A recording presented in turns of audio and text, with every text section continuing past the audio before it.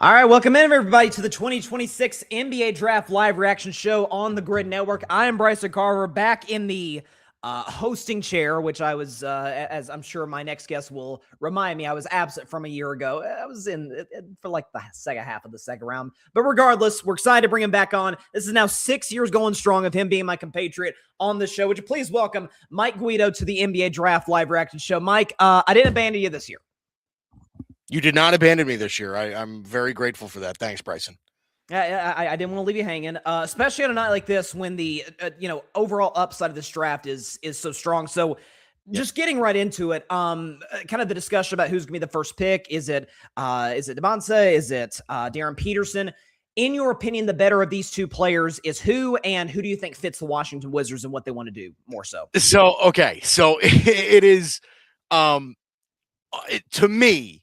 And I know for some people, they think there's the clear number one. I don't know that there is. To me, it is unbelievably close between those two players, A.J. Debonsa and Darren Peterson.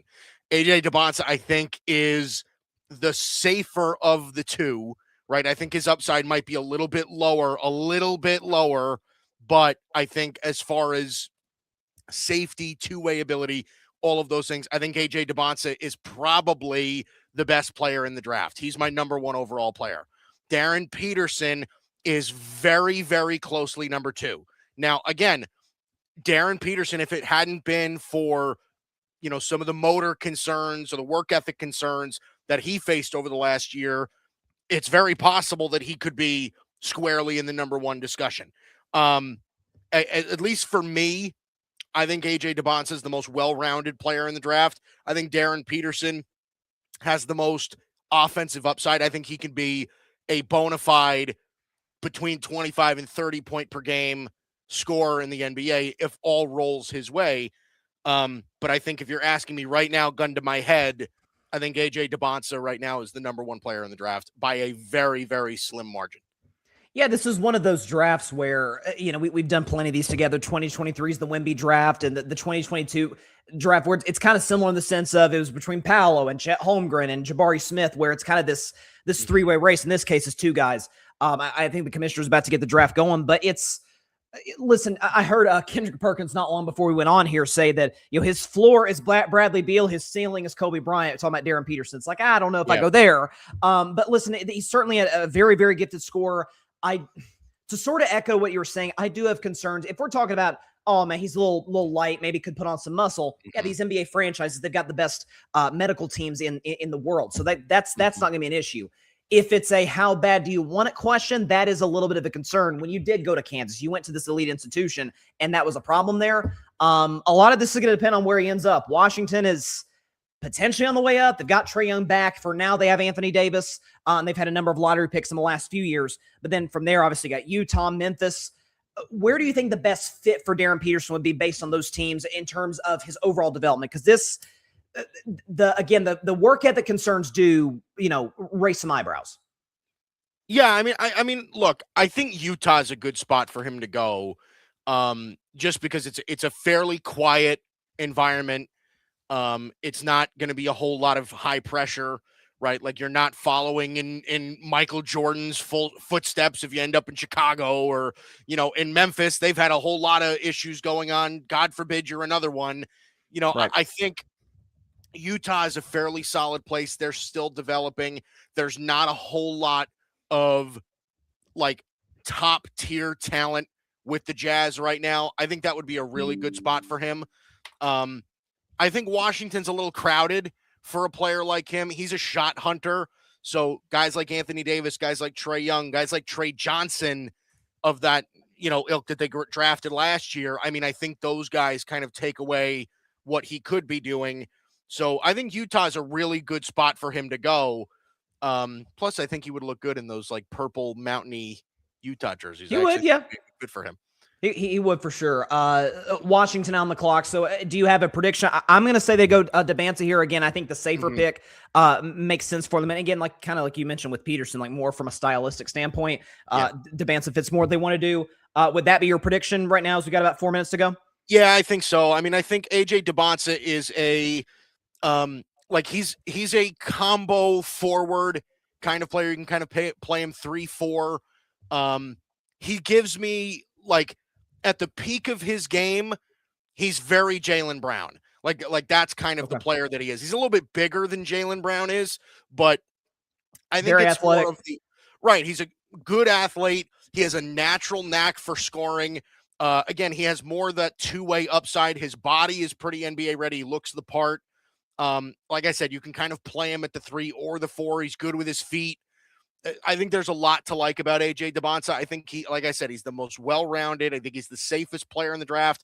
And I think as far as players that you would draft this high, I think he fits their roster the best, right? Like you're not like Cam Boozer is more of a big man. He's going to be, fighting for minutes with Anthony Davis and Alex Sarr, right? Darren Peterson is more of a guard where again, Trey Johnson, Trey Young, this is something, that he would have to fight for minutes for. You could kind of slide AJ DeBonsa right in the middle of those two things, kind of fit him in as a really nice combo wing player. And I think that would really work out for them. So I think AJ DeBonsa right now should be the pick. That's what I think will happen here. That's been all the talk. So yeah, I think it's AJ DeBonsa right now. Yeah, given how early we are in this process in this stream. So again, look at some of the best players on the board. The guy that to me is the most fascinating player in this draft, just because what I saw from him in college and I absolutely loved him, is Darius Acuff. I think very, very talented scorer, very good, good guard. But there have been some of the similar concerns regarding him as there is with Darren Peterson. Do you think there's a chance? I read a report suggesting that he could maybe slip a little bit. I think ESPN right now is about the 6th best player on the board. I'd probably agree with that. He's my 5. He's my 5th. He's your 5. So okay. He's my 5. Yeah. Outside of the top 4, which I think are pretty set in stone, right? I mean, I think that the top 4 consensus in this draft are pretty. I'm no different than everybody else. For me, it's DeBonsa, Darren Peterson 2. I have Caleb Wilson ahead of Cam Boozer. But I think it's DeBonsa, Peterson, Caleb Wilson, Cam Boozer, and then Darius Acuff is my number 5 overall player. He has such a crazy cool skill set that I think could be so fun in the NBA. Again, if there's motor concerns, I understand it, but I can't imagine he falls out of the top 10. I mean, he's just such a talented player. I cannot imagine that he falls out of the top 10. No, he absolutely lit it up in March. It appears the pick is in for the Washington Wizards, so we'll see who it is. I imagine it's between one of the top 2. I actually suggested on my show today that is there a possibility, if the concerns about Peterson are louder than we maybe think, is there the chance that maybe DeBonsa goes number 1, Cam Boozer goes 2, and the Jazz move on from Walker Kessler? Is that potentially on the board? Because I think certainly that's possible. Yeah, certainly possible. I think here's the thing: like Cam Boozer, I think is a little bit small to play center in the NBA. Right. Like he's a bit of an undersized big. But again, he needs to kind of go to a place where he can kind of serve as an offensive hub, right? He's such a good passer. He's a great feel for the game. And he's sort of a secondary scorer, right? He's not somebody that needs to score, that needs to have the ball in his hands all the time. So if he can go to a place that kind of fits that skill set, then that's great. So for a place like Utah, I don't know that makes sense for them. So again, we'll see. Yeah, we'll see. So let's see. In terms of the draft order, so I can pull this up here. So we got the Wizards on the clock first, followed by the Utah Jazz, Memphis Grizzlies, then the Bulls and the Clippers. How about the Clippers, by the way, that trade they made regarding Ivica Zubac and just absolutely fleecing the Pacers? The Clippers, not only do the Clippers have a pick in general, but the Clippers have a top 5 pick. Yeah.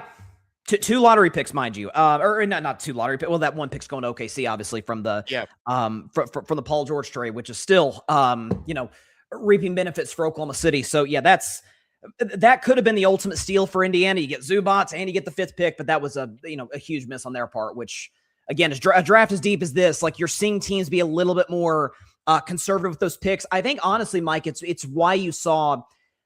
I think it's in large part why the Shams Charania report about, hey, the Bucks want to get this Giannis trade done as soon as possible because they wanted an extra pick tonight. Right. And so like I think that has something to do with it. So we'll see how it plays out. We're waiting for Commissioner Silver to make his way to the podium. I think it's probably DeBonsa, but again, Peterson is certainly the guy who has more upside. I'm still think it's very much on the board that Boozer goes number 2 to Utah. But again, we'll see how this plays out. We're in the early stage of this. So I want to talk about one guy really quick before. Can I cut you off because he's about to announce the pick? Yep. Here it is.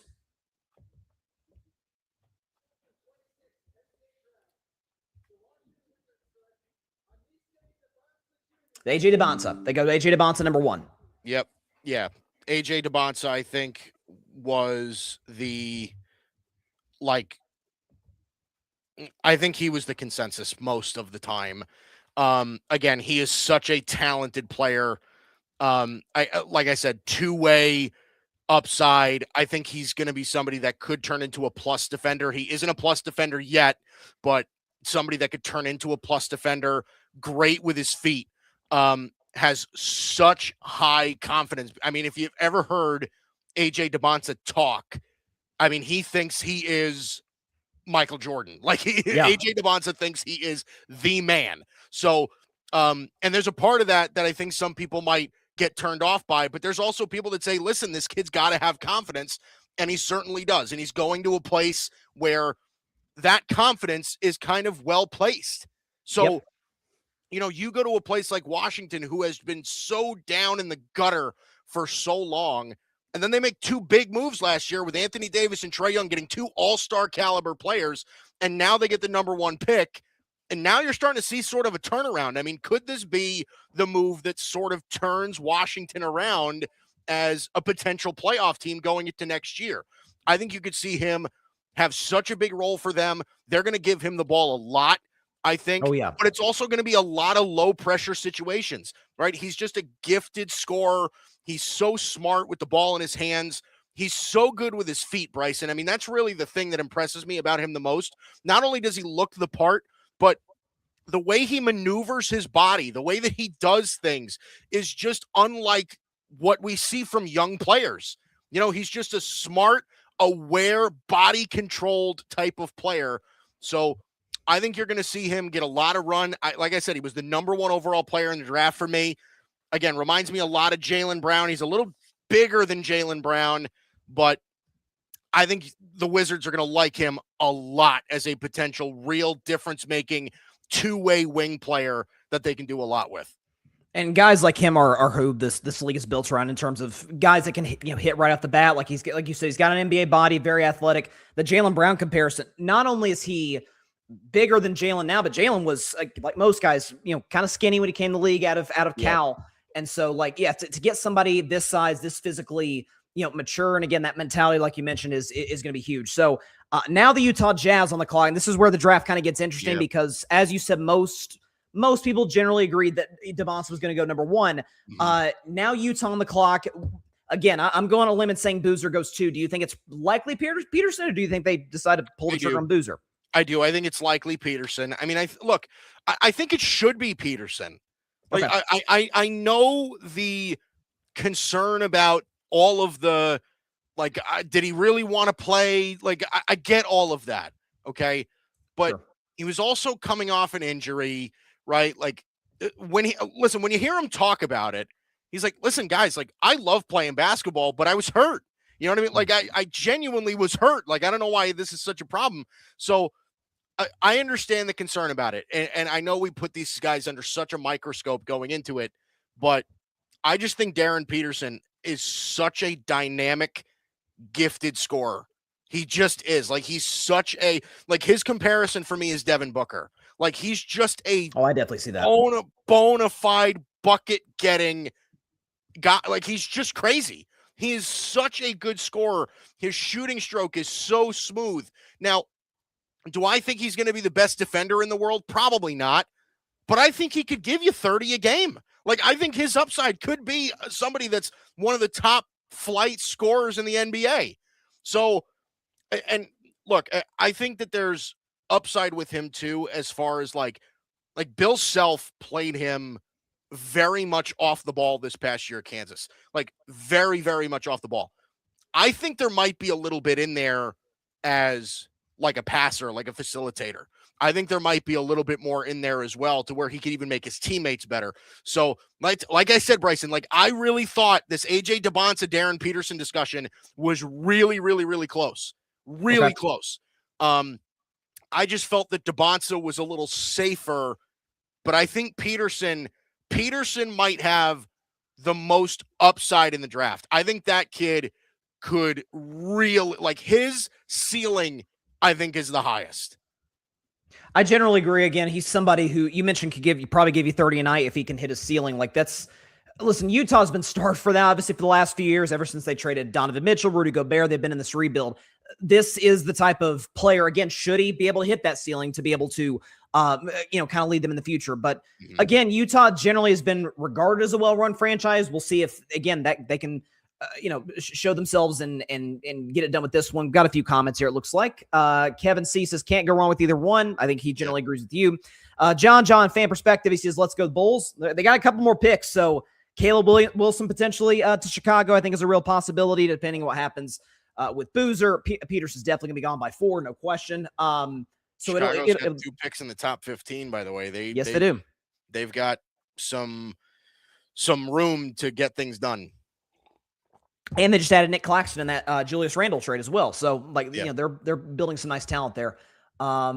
It looks like, by the way, we missed out on the chimes on the Debonta pick, so I apologize to the audience for that. We've got him back for here. Roll the chimes.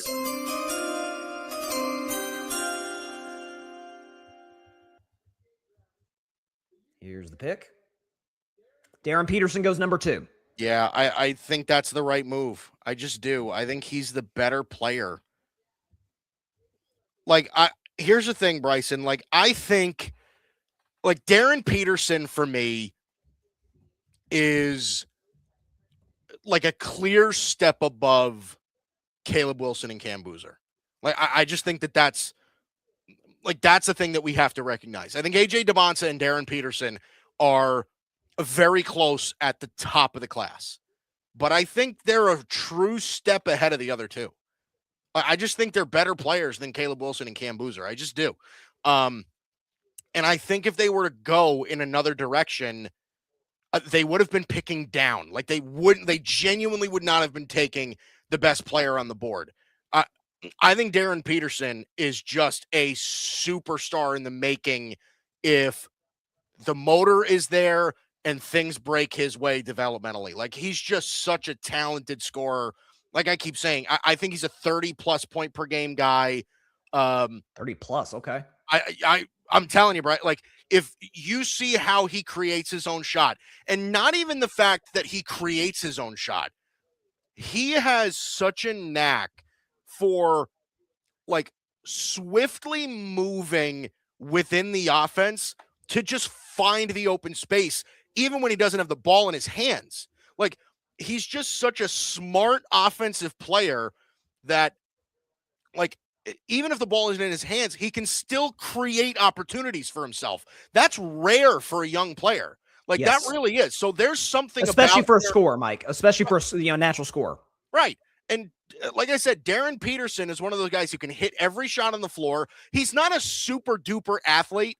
He's not going to win any dunk contests, but he's good enough to get by in the sense that, he's not going to get bullied. He's not going to get knocked on his ass every other possession. Sure. I think this is a really special type of scorer. I was this close. Bryson, I'm telling you, I was this close to putting Darren Peterson as my number 1 overall player. I love him that much offensively. So I think the Jazz are getting a bona fide superstar scorer in Darren Peterson. I think most people, we were talking about most people generally agreed that Debonta was going to be the first pick, not just because of the upside, but because of how safe it was. Mm-hmm. I would say 60-40, again, sort of indicative of you saying it being that close. I'd say 60-40, percent of people saw Darren Peterson as the overall better prospect. So, again, him going to Utah makes sense. Low profile, get an opportunity to get better there. Kevin C says he's a professional scorer. He also asks, who do you think the champion New York Knicks will select? Well, that's a ways from now. So it's tough to tell. Yeah. Yeah. It's 24th again. There's going to be a ton of trades before then. Listen, you and I, we haven't gotten to that point in the draft yet, but the point where this pick is actually going to this team, which could then get traded after that to this. Oh, you mean the dumbest thing ever in sports? Yeah.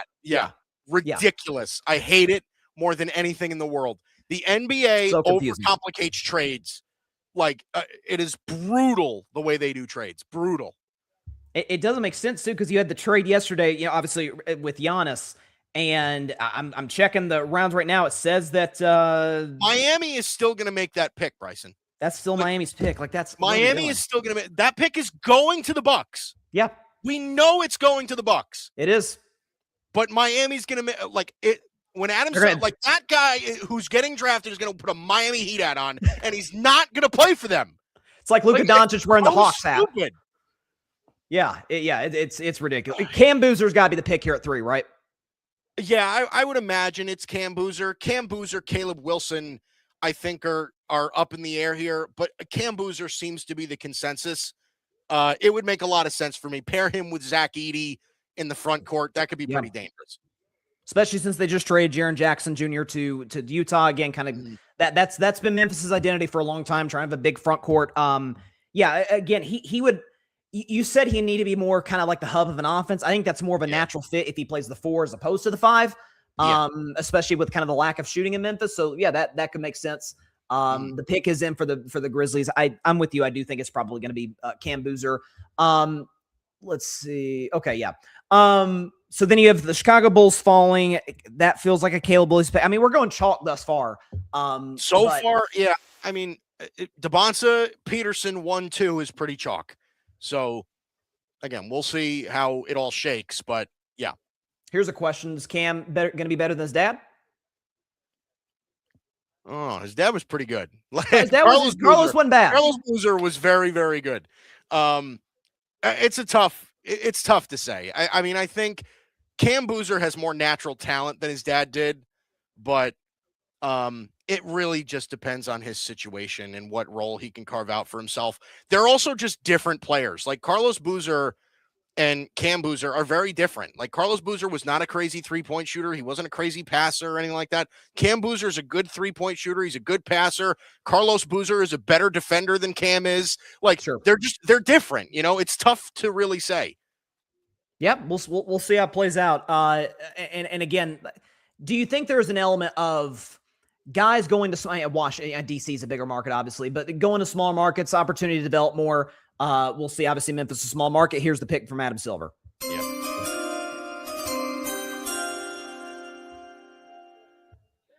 It's Cam Boozer. Yes. Number 3 to Memphis. We are chalked up here, Bryce. We are chalk. He is outrageously smart. Cam Boozer is one of these players where like the head is there. It's there already. There, you don't have to worry about him making stupid decisions. Cam Boozer is just a really smart kid, smart basketball player. He's one of these guys that's really good with his feet.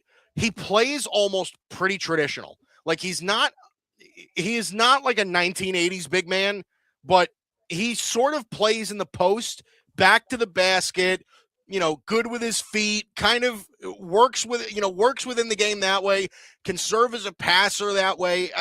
He's a really interesting, unique type of player. And obviously we know the pedigree of which he comes from with his dad playing in the NBA for so many years. Went to Duke, had a ton of success there.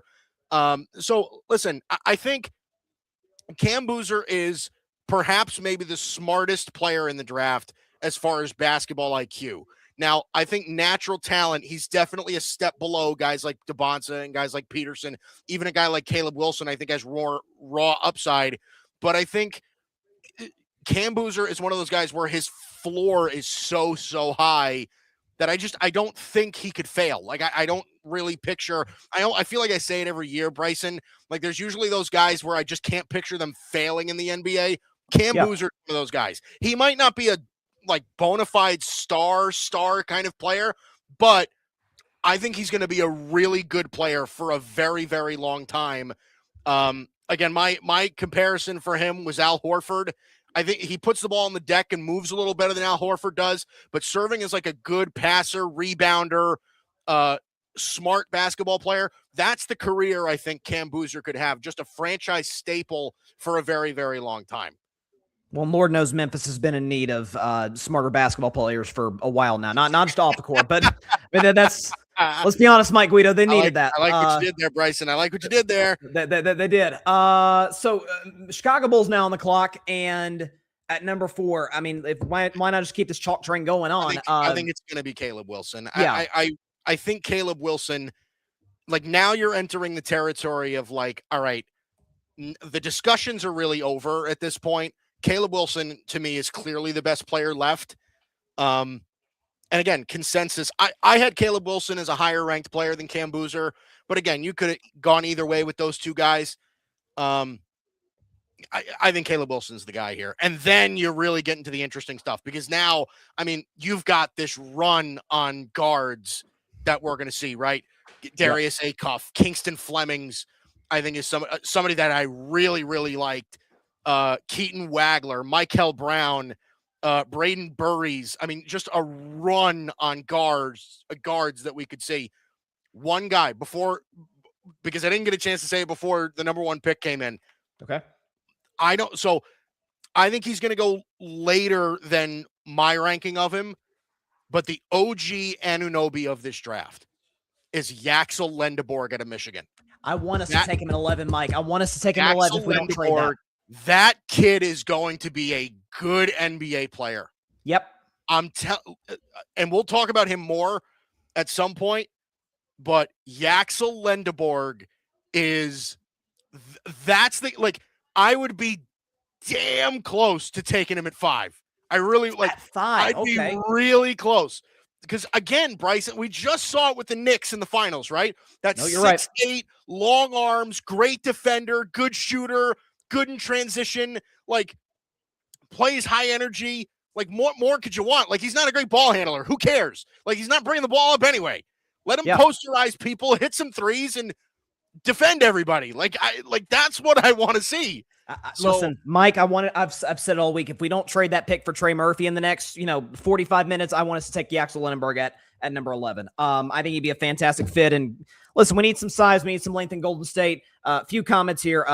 Barry says, let's just fast forward to 25. Ain't nobody care about no Lakers, Barry. Nobody cares about the Laker pick. Nobody care about the Lakers. No one cares. Now, Cleveland at 29. That's what everybody cares about. That's showstopper right there. That's a different story, right? I mean, you could see like a Josh Primo or somebody go at number 29 to Cleveland, right? Listen, at this point, would it surprise me? No.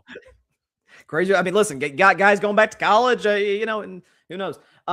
Kevin C says, Acuff Jr. is a stud. Yes, he is. Yeah, he is. I think somebody's going to be getting a diamond with Darius Acuff. That kid can really play. Absolutely. So waiting for the Bulls to make their selection again. Yeah, Caleb Wilson, and like you said, a run on guards. And a lot of teams that are in desperate need of guards. Again, the Bulls could use that. The Clippers, I know they have Darius Garland, but that's. I mean, as well as anybody as a Cavs fan, there's the injury concerns there. Yeah, right. The Nets and the Kings need pretty much everything. So yeah, we could see. I mean, they do. They do. You're right. We could see a number of them go consecutively here. So see where Chicago goes. I'm sure my guy John Rivera is watching. Strong guard class, like I said, Flemings, Acuff, Wagler, Brown, Burries, LeBaron Philon out of Alabama. Like it just runs so deep. Abuka Okori out of Stanford. Like it's such a deep guard class. It's crazy. Here's the kick.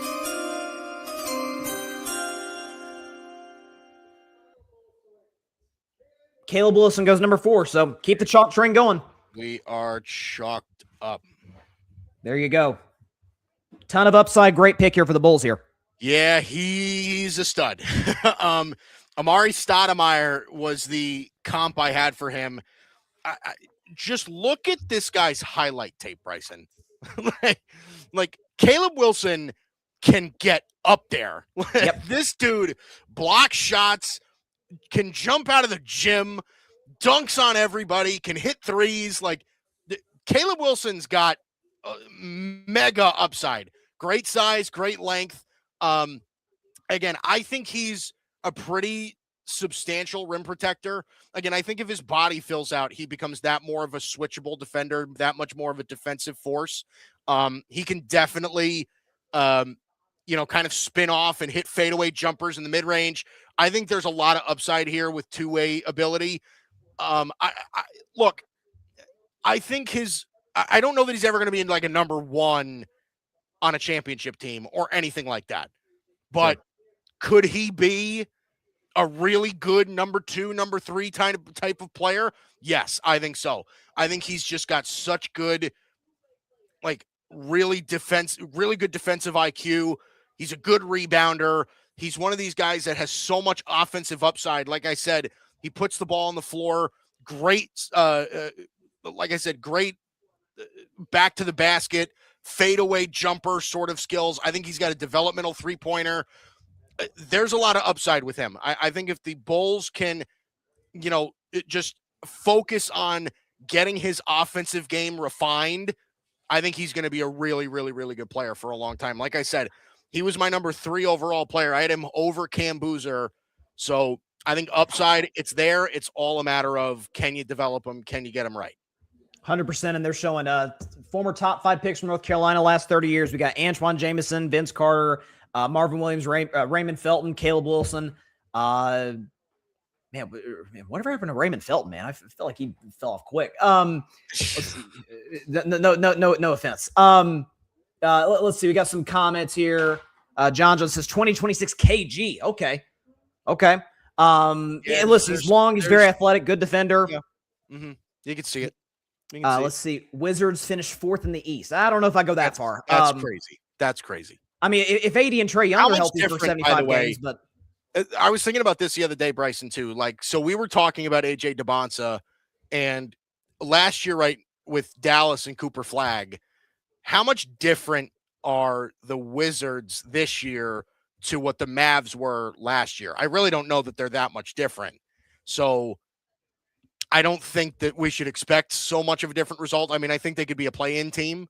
Yeah. But I think they still got a ways to go. They really do. So we'll see.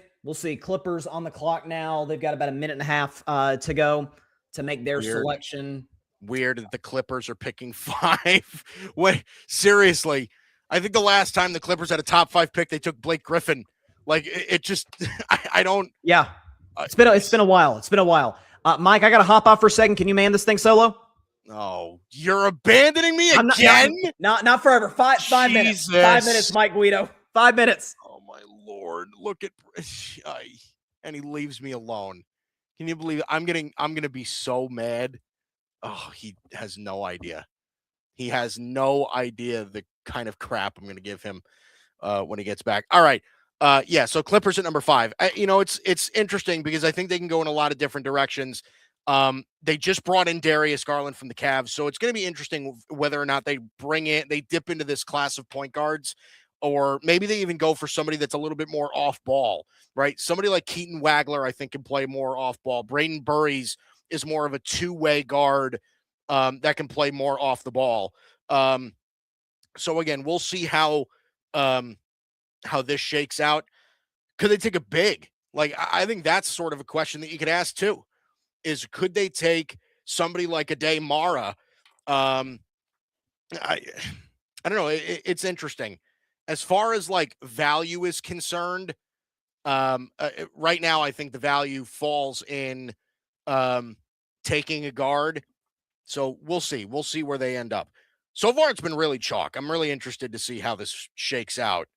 But so far, it has been literally by the book. All the mock drafts have been like picture perfect so far.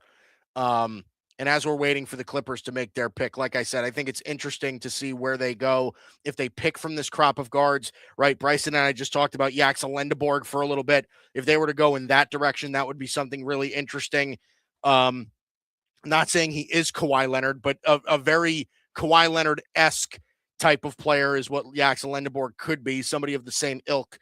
So we'll see. We'll see if they pick from this crop of guards. I think that that's really a likely scenario, just from a value perspective. Maybe somebody that's a little bit bigger, with size, right? Like I said, I think Keaton Wagler makes a lot of sense for them here because I think they can play him in multiple ways. So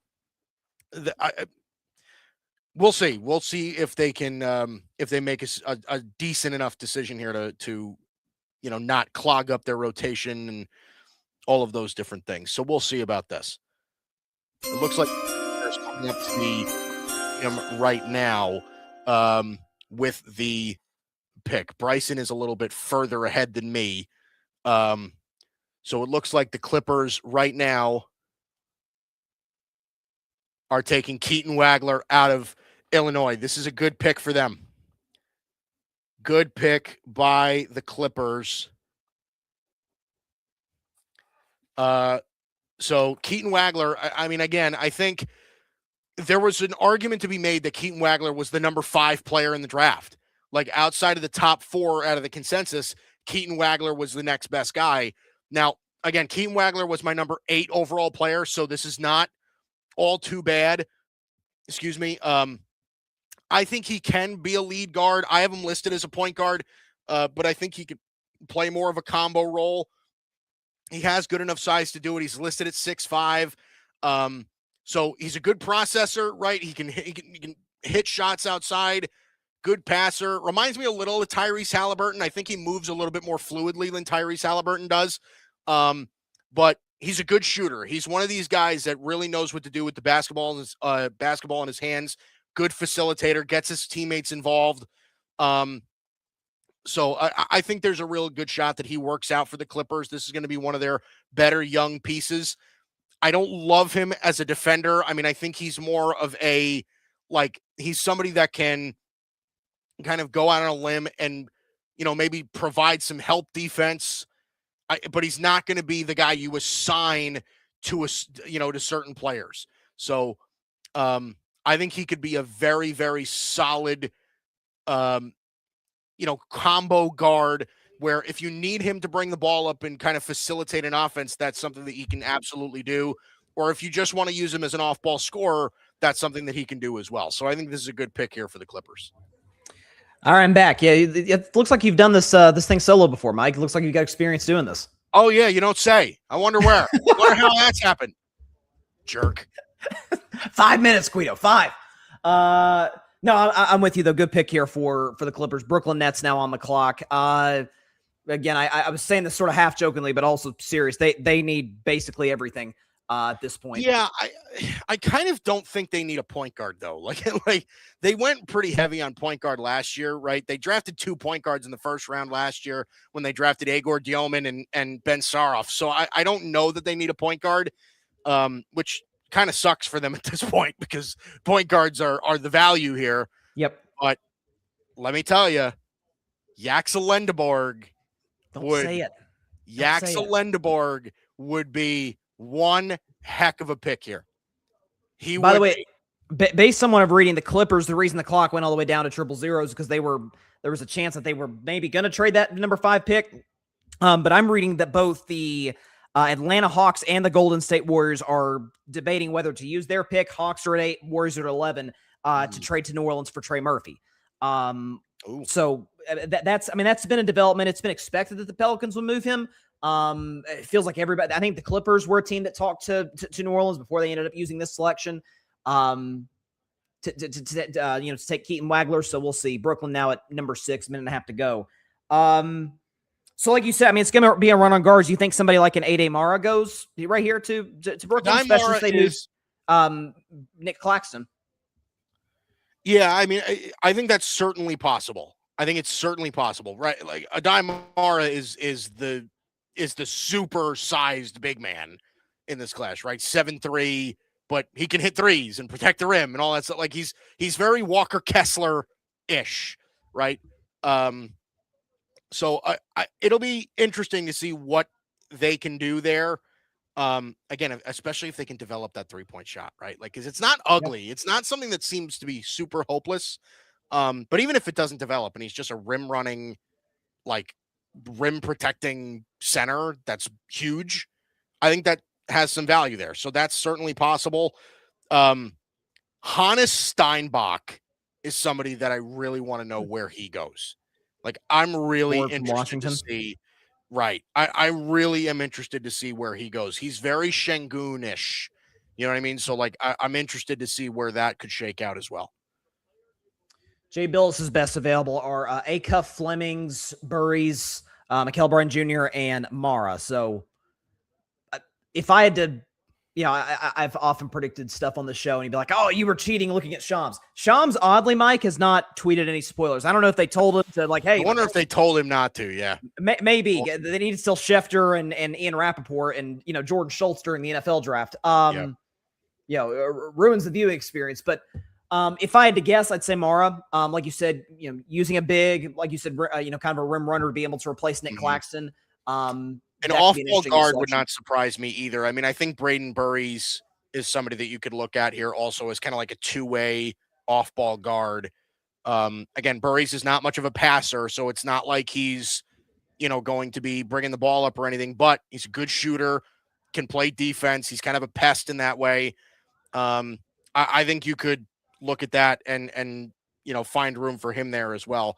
Like I said, I just don't see the point guard. I don't see them taking a point guard here. I could be wrong, but I don't know. That's the sense that I get is I don't see them based on what they did last year. I don't see them taking a point guard. You're probably right. Here is the commissioner making his way to the podium.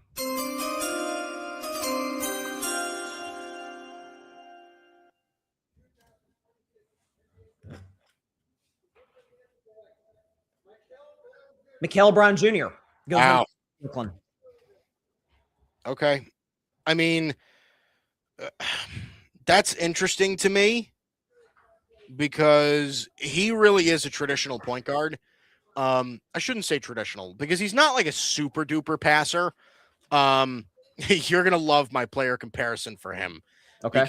It's a player that you love, and that is Jordan Poole. He is. That is not a traditional point guard at all, Mike. No. What I mean is like size wise. Okay. Like, he fits the profile of a traditional point guard. He's a hell of a shooter.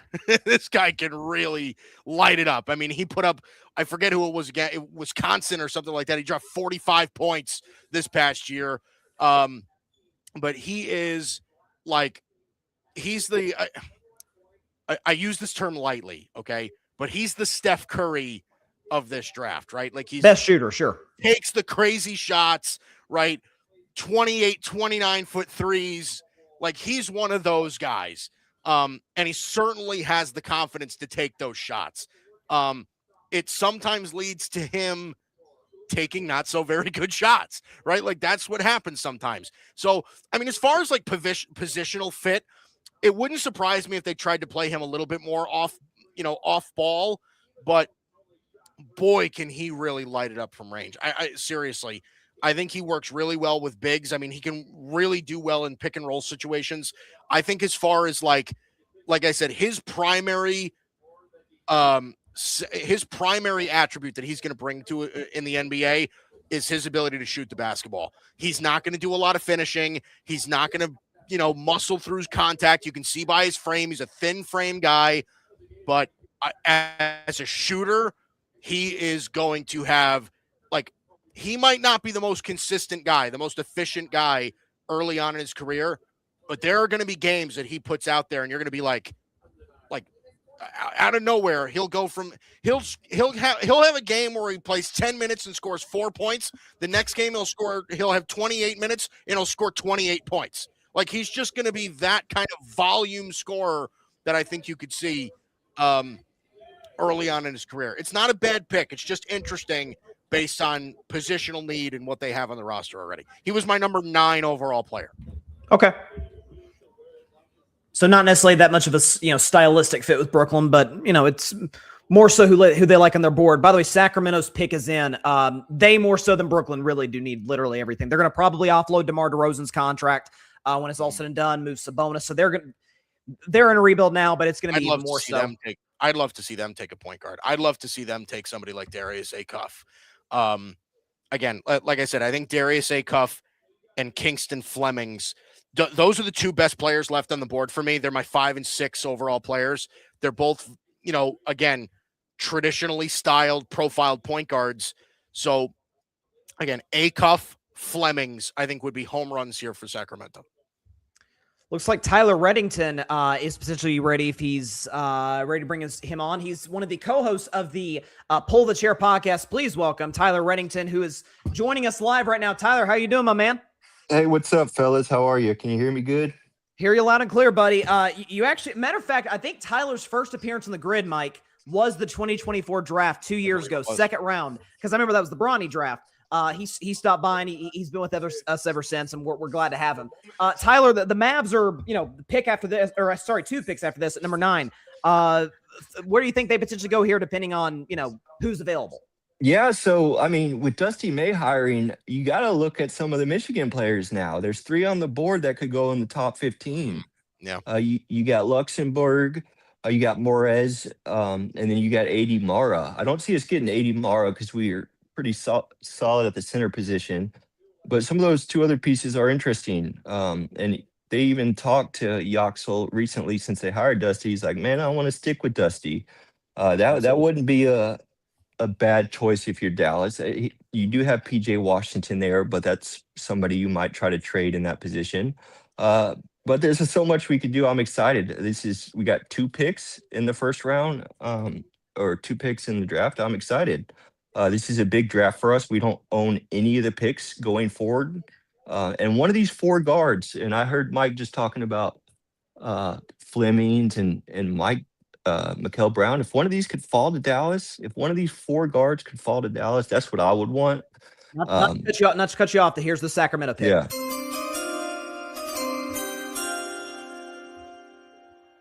Who do they select? Darius Acuff Jr. goes to Sacramento. Good pick. There you go. Solid pick for Sacramento. Very solid pick. This kid is man. He was, and I'll tell you, when I knew he was special, again, I'm a Vols fan, watch him all season long in the SEC. He was straight up unguardable in the tournament. So, this is going to be a potential franchise guy if Sacramento can, not mess this up. But your thoughts on him, Mike? I think he's a stud. Like I said, he was top 5 player for me. My number 5 overall player.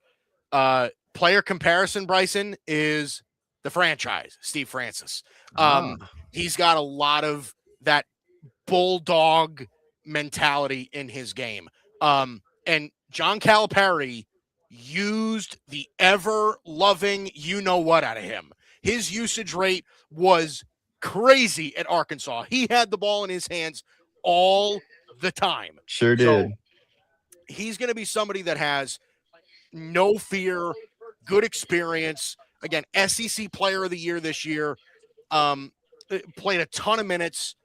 I think he's just got so much pure athleticism, great speed, can create his own shot. I think he's a really, really solid offensive player. Now, again, in the NBA, he's only 6'2". He's pretty light. He's not going to be a strong defender. He's not going to be a 2-way player. But can he go and get his own bucket? Can he go and create offense for him and his teammates? Absolutely. Can he take shots off the dribble? Can he take off-balance shots? All of those things. Yes, he absolutely can. He can do everything on the offensive side of the floor. He is an exciting player to watch. Sacramento, I think, is getting a real shot at a franchise point guard that they can build around for a long, long time. He has that special of ability. Again, if the motor's there, Darius Acuff has all the talent in the world. I think offensively, he is going to be a motor house of a player. There have been 2 players they're showing to lead the SEC in points per game, assists per game. That would be Darius Acuff Jr. and Pistol Pete Maravich. So very elite company that he's in.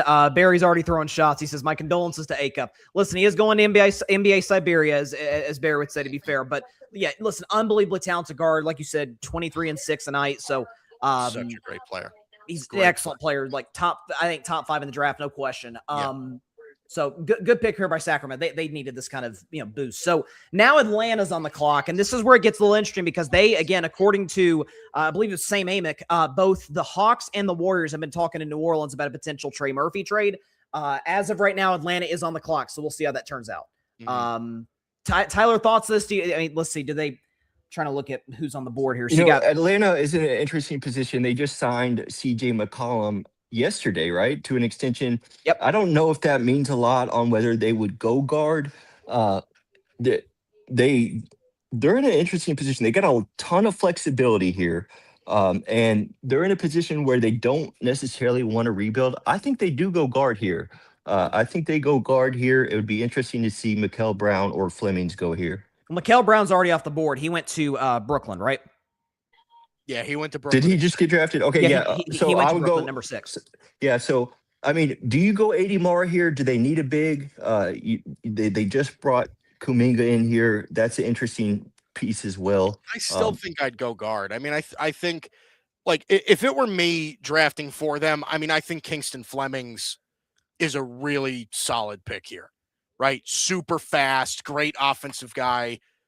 Kingston Fleming's a pretty well-rounded guard. It would not surprise me if they went in that direction, kind of replacing Trae Young in that sense as just like a bona fide scoring guard.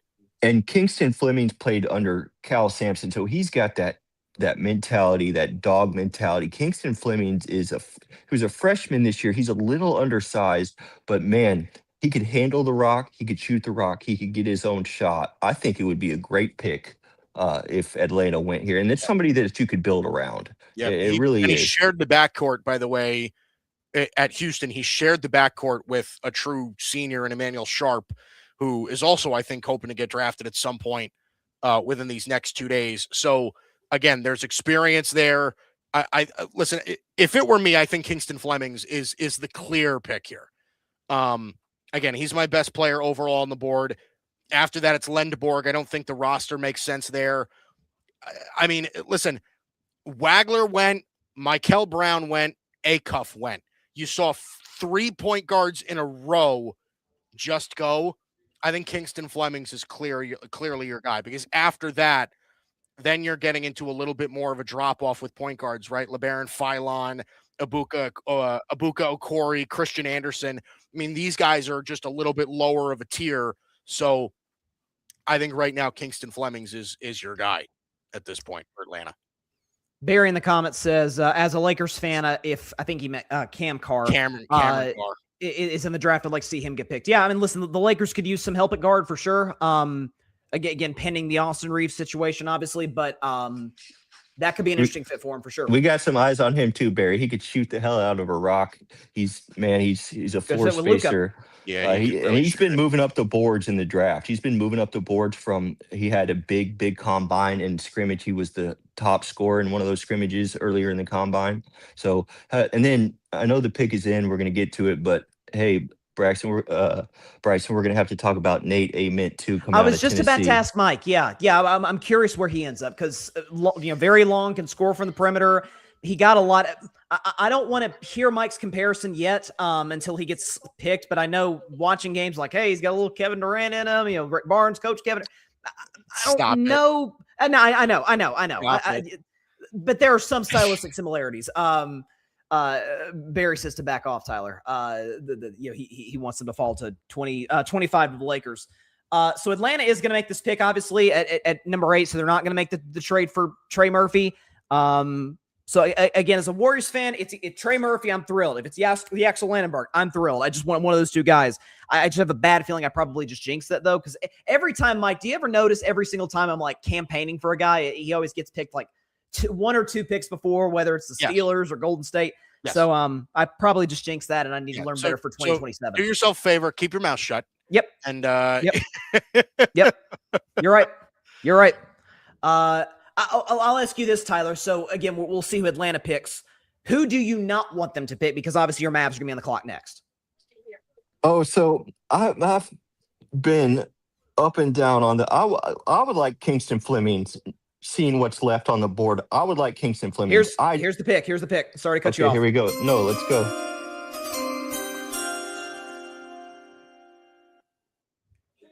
Kingston Fleming. There you go. Number 8. And just like that, he's off the board. And I'm not surprised, because he was such a dominant guard for a freshman in such a powerful conference. And he did so much. He's a beast. He did everything. He's such a beast.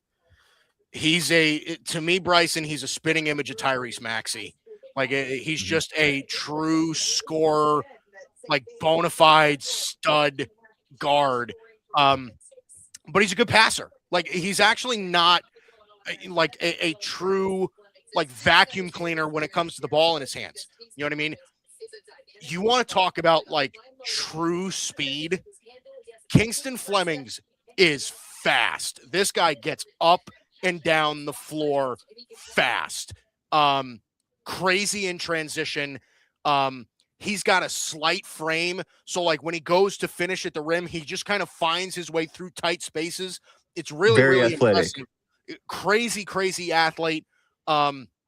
He's one of these guys that has such great shooting touch. He's going to light it up from three. Again, he was my number 6 overall player. I think he's going to be a really, really good point guard in the NBA, especially if he can continue to develop as a facilitator. I think Kinston Fleming's, all the talent is there. Again, he can score from all over the floor. I think he's just got so much upside, so much speed. The athleticism is there. You're going to see a lot of like Kingston Fleming's hype heading into this season. I think he's a really good player. And kind of as you were saying, Tyler, like, bringing McCollum back, like that's a great vet to kind of, have this kid under his wing, to kind of help him develop. And, you look at this Hawks team, like, on the surface, it's like, yeah, they took the Knicks deeper than anybody did. But just, again, you look at the roster, CJ McCollum, Nickeil Alexander-Walker, Johnson, Kuminga, so now you bring this kid in. Like, there's a lot to be optimistic about if you're a Hawks fan moving forward, for sure. I got to stand up for this Mavs pick, y'all. Of course, hey, I respect it. I respect it. So I was telling my Who do you brother, want? I want Nate Ament. I want him, but my brother's like, he didn't really want him. I wouldn't be surprised if we go Michigan here in Luxembourg. I wouldn't be surprised with Dusty May. Axel Lendeborg. I mean, listen. Yaxel, if I butchered his name, I'm sorry, y'all. I know who he is. He's a great player. Forgive me for that. Yaxel Lendeborg's the best player on the board for me. He's my number 7 overall player. Like Yaxel Lendeborg would be a great pick. But here. you need somebody that could play immediately, right? And you need somebody that has the energy to play immediately. Yeah. With Cooper Flagg and so you go night. There was talks about us trading down with Thunder to get 12 and 17. That would have happened. I think we like who we're going to get here at 9. Whoever it is, because the draft is so darn deep. But I'd like us to see us get Ament here out of Tennessee, out of your school, Bryson. Yeah, listen, I like Ament a lot. The upside is there. Again, very long, can score from the perimeter, good shooter. Big guy could fit with Cooper Flagg quite well. But I don't listen, between Ament and Lindenberg, I don't think there's a wrong selection here. If you are a Mavs fan, so pick is in. Based on who you want and based on who you think it's going to beat, is that the same guy or are those two different players, Tyler? I think we're going Ament, and I want Ament. So let's go with that. It wouldn't be surprised. Now, Braden Burries was on the draft board for a long time, tied to the Dallas Mavericks. Yeah, a guard out of Arizona, freshman guard, big guard, defensive guard, two-way guard, and so I wouldn't be surprised if we go there. But I'm calling Ament here just because, man, he do it all, and he could score right away. He could create his own shot, and I like to see that. So here we go, baby. Dusty May. Welcome to Dallas, Dusty. You like that hire? Because listen, national championship coach, obviously at Michigan. They're showing his resume right now. He's a phenomenal coach. He got Florida Atlantic to a freaking Final Four before he went to Michigan. So, guy can coach, obviously. And I don't think it was just about the biggest college coach. I think Mavs with this new front office did their due diligence in the interview process with Dusty May. I think they included Cooper Flagg in it. I think it was one of those where everybody felt like this was the right man, that 49 years old, did what he did in college. They felt like he could do the same here in Dallas, and they felt like he could be the guy for Cooper Flagg. And Cooper Flagg, I guarantee you, signed off on it. So we're happy to have him here in Dallas. We'll see what he could do. Just saw a tweet here from Monty Poole in the Bay Area, says that the Warriors would consider moving Draymond Green in the right deal. I'm not sure what that means necessarily. If it's for Trey Murphy, I did see that the Pelicans want 2 first-round picks, which I think is a little bit of an overpay. In this spot, Murphy's a good player. Don't get me wrong, but that would be to me a little bit of a reach for a team like Golden State or a team like the Lakers potentially have been talking to New Orleans. So Dallas looks like they're about to make their pick. Here's the commissioner, and here you go, Tyler. Let's go, babe.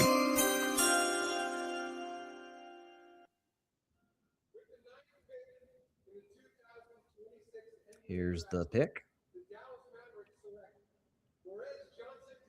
Morez Johnson Jr. Wow. Guy. Went with the Michigan guy. Wow. So out of the Michigan guys, out of the 3 Michigan guys, they went with the lowest on the board. Thoughts on this, Guido? Okay, so this is high for me. Mores Johnson was my number 22 overall player. I think like he is an NBA ready player. Like that is certainly somebody that he is. The body is there. He doesn't need to fill out, plays with a ton of energy. That's a lot of the good. My trouble with Mores Johnson is that I don't understand what skills he's going to bring over that translate, right? Like you think he's going to be a pretty good switchable defender. But I just don't know. Like, I don't know that he's a good enough rim protector to stay with bigs. I don't know that he's quick enough to really like stay on the perimeter as a full-time perimeter defender. He's not a great shooter. Again, he's really physical and he's a decent enough rebounder and he's a pretty smart player. I have trouble finding out where he's going to be. Like Precious Achua is my comparison for him. I think he's a role player. I think he's an energy, off the bench kind of role player for me. Like I said, he was my number 22 overall player. Taking him at 9 here, I think is a little high. I think it's a little high, Bryce. And you have PJ Washington at that position. You don't do this unless there's something. I am believing in my heart and being a fan for 35 years that there's a bigger plan than this for the Dallas Mavericks. Because Mores Johnson at 9 doesn't move the needle. Okay, guys? And we still have another pick, but this is not. There has to be something else. There has to be something else that the Mavs are cooking up for this to make sense. I did see, it's funny. Mike and I were joking earlier that, Shams hasn't been spoiling the draft picks this year. He did tweet like minutes before, have a feeling new Dallas Mavericks coach Dusty May will bring a Wolverine up next at number 9 in his new job. He had an inclination of who he was going, but I think we're all shocked. But listen, I imagine, here's what I would say. You can take some level of solace and comfort in knowing, hey, literally no team or no coach knows him better than this guy. So if he believes in him, if he trusts him, if he thinks he fits with Cooper Flagg and what you guys are trying to build there, we'll see how it works. And Bryson, honestly, your face looked confused, looked disappointed. I think we were all confused. Like it's like you said, of the Wolverines, of the top 3 Wolverines, this is the worst one on the board. There's got to be some. I'm not gonna give out on this front office yet. They just got to work here, but I just got come on, like it has to start happening soon. And we don't own capital going forward. We don't own draft capital. This is big for us. We saw what San Antonio did. So let's see what we got here with Milwaukee on the clock. Is that right? Yeah, Milwaukee's at 10. They've obviously got, again, Mike and I also ran about this every single year during the draft. Number 13 belongs to Milwaukee, not Miami. I don't know why the NBA has it listed the way they do. So Milwaukee has 2 picks in the next, 4 draft selections. So they've got a lot of freedom in what they can do here. Mike, where do you think Milwaukee goes? Again, it's complete rebuild. They just made the Giannis trade yesterday. Got a lot of young talent in with Paquez and Tyler Hero and Kelly Ware. So where do you think they go here? To be honest, I don't know. I mean, I think whatever they have best available on their board, right? Like the best on my board right now is Jackson Lendeborg, Braden Burries, Adai Mara, Hannes Steinbach, and Nate Ament are the 5 best players I have on the board right now. So they could very well be easily going best player available. All the point guards really are gone. I mean, they could go with an off-ball guard like Braden Burries. But I to be honest, I don't know. It really depends on, since they brought so much in after trading away Giannis, they don't have like a definitive need. It's more of just accumulating talent to the point of like, what can they get that works?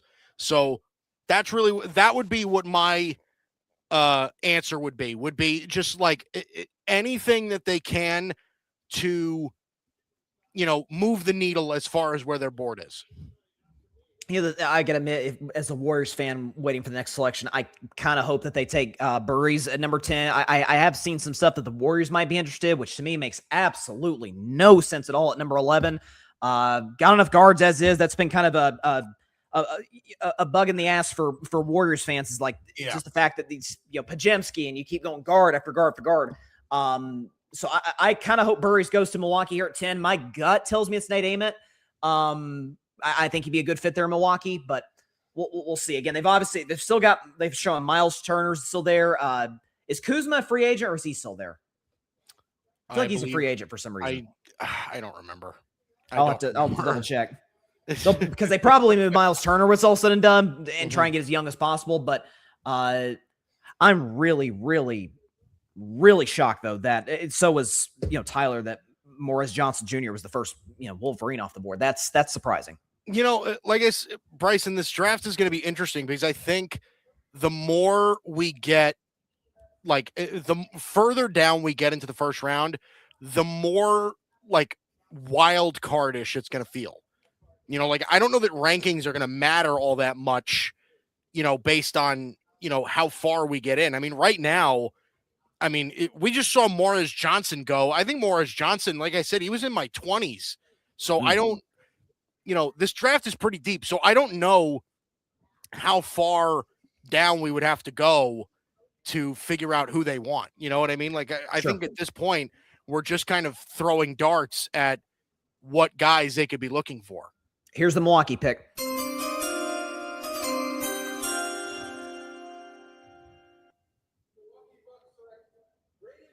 Let's go. Braden Burries goes number 10. Braden Burries. I'm happy about that one. I didn't want him on the board for Golden State.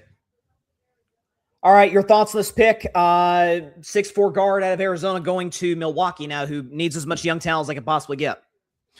Yeah, it makes sense. Two-way guard that can shoot.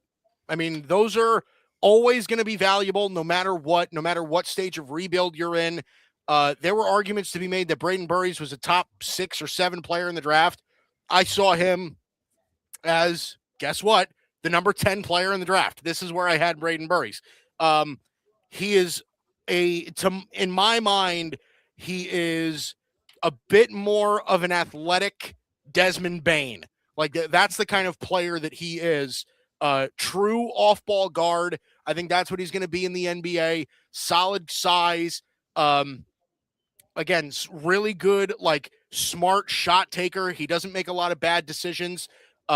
Pesky defender, and that's rare for some of these guards that were coming out early in this draft. Like a lot of them could really, really score, but they were iffy defenders. Braden Burries is not that. Braden Burries is a very solid perimeter defender, pesky with his hands. Again, there were times in his career where his shooting ability was not all that great, and he's gone into like pretty streaky stretches. And I think that could continue at some point, but the important part is that he can knock the shots down. He can get hot in a hurry, good two-way player, good in transition. He's a really solid player. So this is a good pick for Milwaukee. Again, trying to rebuild something after trading Giannis. This is a good pick for them. Really talented player. All right. Golden State's now on the clock at number 11. Listen, I've been crazy, Bryson, before you even say that. Sure. So we've gone through 10 picks. 9 of those picks were in my top 10. So kind of not exactly in terms of the pick, but kind of chalk for you, Mike. Yeah, I think for the most part, like Morris Johnson was really the only one that kind of threw me off a little bit. That was a reach. Yeah, Morris Johnson was a reach. It was. So Golden State, I can't really see the clock and where they're at. I think they've got about 2.5 minutes to go to make their selection. Again, I won't say his name, but the kid from the school with the big M, I would like to have him. Plays in the Big Ten. Just won the national championship. Yeah, I know. I'm sure. Yeah, Minnesota. Yeah, what are they again? The Minnesota Gophers, Golden Gophers. That their team name, I think. Yeah. So Minnesota. So I would like to see either him or Nate Ament from Tennessee go to the Warriors. I think he'd be a good fit there. Again, I'd like us to get as athletic as possible. And also, again, a guy like the guy from the school with the M, very athletic, can play right now. I refuse. I refuse. Yeah, listen, I'm going to put this on for good luck. This was, hold on, I'll have to take my headphones off for this. No, we're not, we root for nobody, Mike Guido, as you know. We're very unbiased and objective on the show. So we have pom-poms for nobody, as everybody out there knows. Yeah, right. Nobody. Nobody. Even though you hate on my teams more than anybody I know. I mean, it's just so because you just so happen to work with the worst teams imaginable, Mike. Yeah, you just do. you do. How are the Red Sox doing this year, Bryson? Shut up. I'm used to this, honestly. I'm used to this. It's what a dumpster fire franchise. Sell the team. Anyways, so it doesn't look like Golden State's going to make a Trey Murphy move. I'm generally okay with that. Again, that probably would eliminate, just from a financial standpoint, eliminate the possibility of a LeBron James move, which I would like to see happen. But number one thing, the Warriors need to get younger, and they need to get guys who can plug and play right now. And if you look at their recent draft history, like they obviously, the Kuminga pick in 2021 didn't pan out, but somebody like Moses Moody, who could play immediately, Brandon Podziemski could play immediately. So I imagine they go, somebody like YL. Can we call him that? YL? Does that count? He just won't say his name. I'll say his name.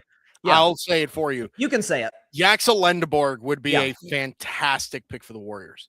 Yep. Fantastic pick for the Warriors. Now, again, I think the Warriors, they have to get younger. This is a team that really needs to figure out how to start accumulating young talent and start moving away from what was, right? Like, they are not the 2016, 17, 18 Warriors anymore. They're just not, right?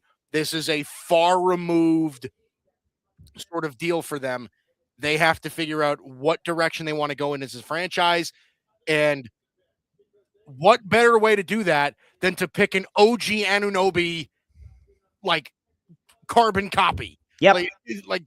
That to me is like the safest thing you can do is take OG Anunoby, because every team, no matter what, could use OG Anunoby, and Yaxel Lendeborg is that kind of player. So I don't want to get my hopes up, but I feel like it's going to happen, Mike. I feel like it's going to happen. He's one of my favorite players in the whole draft. He might be my favorite player. Yaxel Lendeborg is the man. I think he's going to be so good. Nate Ament would not be terrible either. Nope, that would be my second pick. And I also would not be against somebody like Cameron Carr. I think Cameron Carr could be somebody as well, as like a swing man shooter kind of guy. I mean, again, Cameron Carr is like Devin Vassell for me. I think that's kind of, the player that you would be getting in that respect. Draft Beetleborg, man. You want to talk about autocorrect? Wow. Draft, so Mike is happy. So I'm happy, Barry. Nah, he definitely threw that. That was not autocorrect. He definitely typed that on purpose. It's not even a word. Yeah, you're right. It wasn't autocorrect. Oh my gosh. Come on, Silver. Let's go. Where are we at? They keep showing him. That makes me feel like it's probably him. Man, I'm not gonna lie, Mike. This has been my number one kind of target as a Warriors fan this whole draft process. So I'm really, really, really hoping this is it. I think he's the guy. I do. It pissed me off because I really love the player and I hate to see him go to the Warriors, but yep. It is what it is. Barry did it on purpose. Yeah, there you go. There's I did it on purpose. There's no way that was autocorrect. You guys are too young to know. Oh, jeez. Beetleborg. He's really, now that's all he's going to call him, Mike, if he does go to Golden State. He's only going to call him Beetleborg. Yeah. There you go. Okay, Caleb Wilson has already said he's coming for MJ's throne. There you go. All right, I want to be the greatest of all time. Y'all got one of the GOATs. You talking about the Bulls. Y'all already got the GOAT, so it's time for another one. I like the confidence. Nice. Okay. Bulls fans are going to like that for sure. Yeah. So if he breaks MJ, then he would become the second best player of all time. He would become the second best player of all time, yeah. Behind LeBron James. Yeah, correct. You and I are lockstep there. How about that? We could take okay, here it is. Okay. Here comes the chime. Come on. Come on, Silver. Let's go. Yaxel Lendeborg. Let's go. Love this. Love this Warriors. Come on. He is Lendeborg to the Warriors. Come on now. Mike, tell me about him. Now, hopefully they don't screw him up like they screwed up Jonathan Kuminga, but He's more plug and play. He's ready to go more than Kuminga was. He's very much plug and play. I mean, there's just so much to like about him. NBA body, plays with such incredible energy. Like I said, OG Anunoby, carbon copy, has the size, length of everything that was OG in the NBA Finals. Hits threes, super athlete, can dunk on people, crazy defense, can guard every position. He is a real legitimate threat. He's just not a distributor. He's not a ball handler. He's not a guy that's going to be bringing the ball up, initiating an offense. That's not what he is. He's going to be a plug and play 3-and-D kind of player. Now, again, the knock on Yaxel Lendeborg is that he's 23, 24 years old, and what you see is what you get for the most part. Like upside wise, there might not be a lot left. You know what I mean? He played college basketball for like 6 years. So this guy's, he's been around the block for a long time. But I'm one of the people that, again, I love the style of play that he plays with so much, the energy that he plays with so much. Like, even if he doesn't develop more than what he is now, I don't know that I care, because I think what he is now is really damn good. Yep. So I think that's kind of where I fall on him. Damn it, I hate it, but it's a great pick by Golden State. Again, he is the OG Anunoby of this draft. Yaxel Lendeborg Freaking is love a him. great player. Such a good fit in Golden State. Love it. Come on now. Like you said, plug and play, could maybe go into that starting lineup to start the season potentially based on Jimmy's health. So yeah, that's big time. Dusty May's excited about it. He's the Mavs coach. This is great. This draft played out exactly how I wanted to. So I can go home happy. All right, I can take the hat off now. Again, we wave pom-poms for nobody, Mike Guido. Sure. Yep.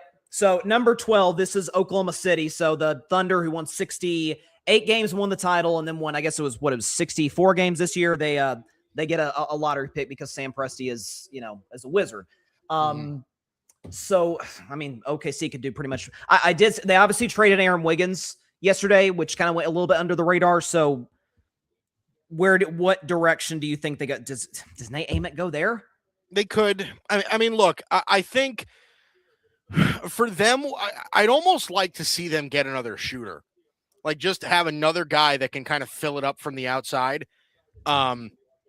Somebody like Malik Thomas, I think, is somebody they could look at. I mean, that's a little early for him, but somebody like Malik Thomas, Nate Ament, Cameron Carr, Bennett Sturts out of Iowa is somebody that I think they could go for also. Like, they've got some options here. There's a lot of things they can do. So I'll be interested to see what they do. Their roster's obviously super loaded, but I'd love to see them get another shooter. I really would. They could. They obviously got Jared McCain at the deadline from Philadelphia, which was an absolute steal from the Sixers. They listen, you can never have enough shooters. And again, like, that's having two-way guys who can score the rock, who can shoot. Alex Caruso, Shea can knock down the three and has gotten better at that. Jalen Williams, when healthy, Chet can knock down the three. They're probably going to lose Hartenstein in free agency. Lou Dort's kind of a question mark. So just kind of being able to replenish that talent is going to be key. So yeah, Barry just asked, does OKC keep Dort and Hartenstein? I think they'll probably have to choose one. And if it were me, I would choose Dort. I just think those type of guys, the 3-and-D type of players, are invaluable. He's your number one defender. Hartenstein's good. Hartenstein actually was much better than Chet in the Western Conference Finals. He had some good moments defensively against Wemby. It's a risk to let him walk. Like, you signed Hartenstein, he got Caruso, you won the title. I would keep Dort if it were me. Do you agree with that, Mike, or would you keep Hartenstein? I think I probably would. I mean, it's so tough because I think Hartenstein does play a valuable role for them, and they're certainly less deep as far as bigs are concerned than they are at wing.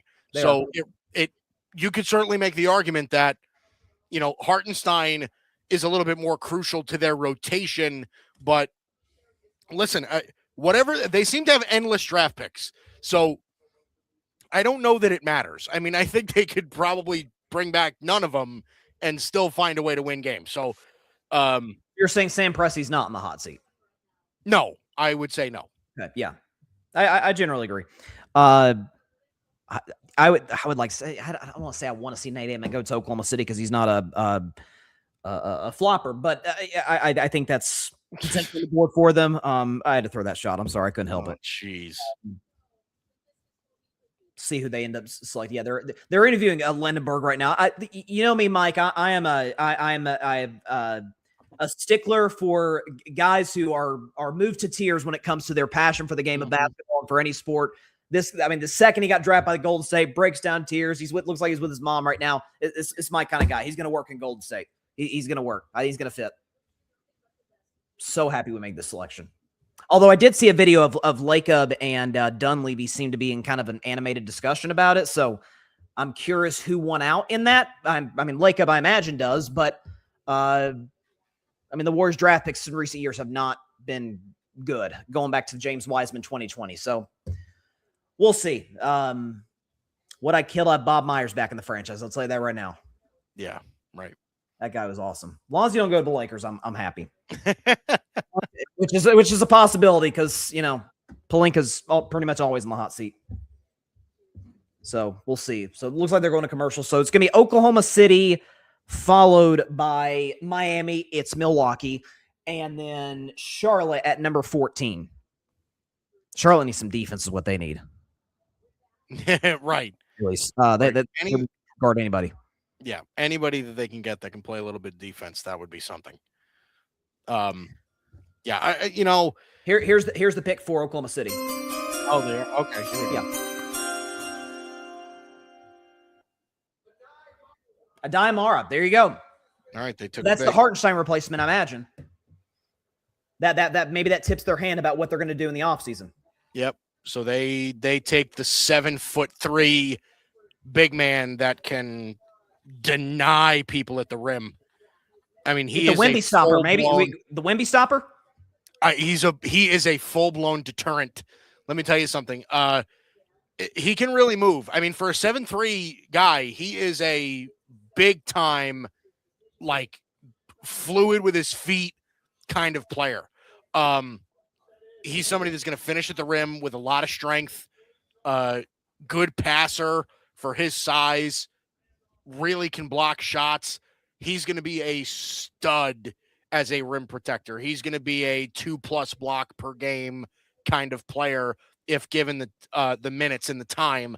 And it certainly makes sense, right, Bryson? Like you just said, could he be the counter to Wembanyama in the West? Yeah, I think he absolutely could be that. Now, he is not nearly as good offensively, right? But is he somebody that can grab an offensive board, clean up your mess? Absolutely. Can he take the ball out on the perimeter, hit the occasional three-pointer? I think he can do that. So there are certainly things to like about Adai Mara's game, but I think you're primarily getting him right now as a defensive anchor in the middle, somebody that's going to protect the rim, somebody that's going to keep the paint off limits. So OKC just took San Antonio's biggest strength with Wemby's defense and, I mean, in a lighter version, recreated it in their own way. So this is a really, really interesting pick for Oklahoma City. And listen, they know in order to try and build what they're trying to build, and that's a dynasty, they're going to have to go through that guy for the next decade. So if there's any way to counter that in any way, especially defensively, this is the guy to do it. Good passer too, by the way. So yeah, it's a solid pick for Oklahoma City, and plug and play guy right away. So next up, okay, again, this is where the Gryd Network has a major advantage over ESPN. ESPN showing the Miami Heat on the clock at the Gryd Network, ladies and gentlemen. We're on top of things, and if we can make this official here, the Milwaukee Bucks are on the clock. This is their pick via the Giannis trade in the Miami Heat. They're showing. There you go. This shows their graphic on ESPN says Miami reported trade in Milwaukee. It's Milwaukee's pick. So there you go. So Milwaukee's already taken Brandon Burry's number 10 from Arizona. Again, like we said, it's kind of about stacking, talent here. I suggested Nate Amon at 10. He's still there at 13. Do you think, he's the guy that could potentially go here? Could absolutely do that. They could also take a gamble on a big man that was hurt for most of the year this year. Somebody with a bunch of upside. He's my number 19 overall player, but really just because you couldn't see him play all that much this year, and that's Jaden Quaintance out of Kentucky. That guy has some pretty serious talent. But again, you didn't really get to see it just because he got hurt. So they could take a gamble on somebody like that as well. Would not surprise me. Again, for a team like Milwaukee that just made a franchise-altering trade that they just did, and you add Braden Burries to that mix, and that's a really good addition as far as young talent. I'm at a loss at what they could do, right? Because they really could do anything. So we'll see. I mean, I think, what the best player on the board for me is Hannes Steinbach, right? Okay. Sort of a forward center kind of player. But do you want to do that? Because now you just brought in Kel'el Ware. So I don't know what exactly they want to do, what direction they want to go in after trading Giannis. So it depends. Whatever they can do. Right now, my best players available are Hannes Steinbach, Nate Ament, Bennett Sturtz, Cameron Carr, and LeBaron Philon. Those are my 5 best players as of right now. So, again, whatever they decide to do, again, as long as they don't pick the 37th player on my board, then I think they're going to be okay. It's kind of the elephant in the room we haven't addressed. We're an hour and a half in, and we haven't gotten that much in the Giannis trade. What were your thoughts when you saw that? I think most people felt like it almost felt inevitable he was going to Boston. I think the Celtics offered 2 first-rounders and Jaylen Brown. They decided to go with Miami's offer.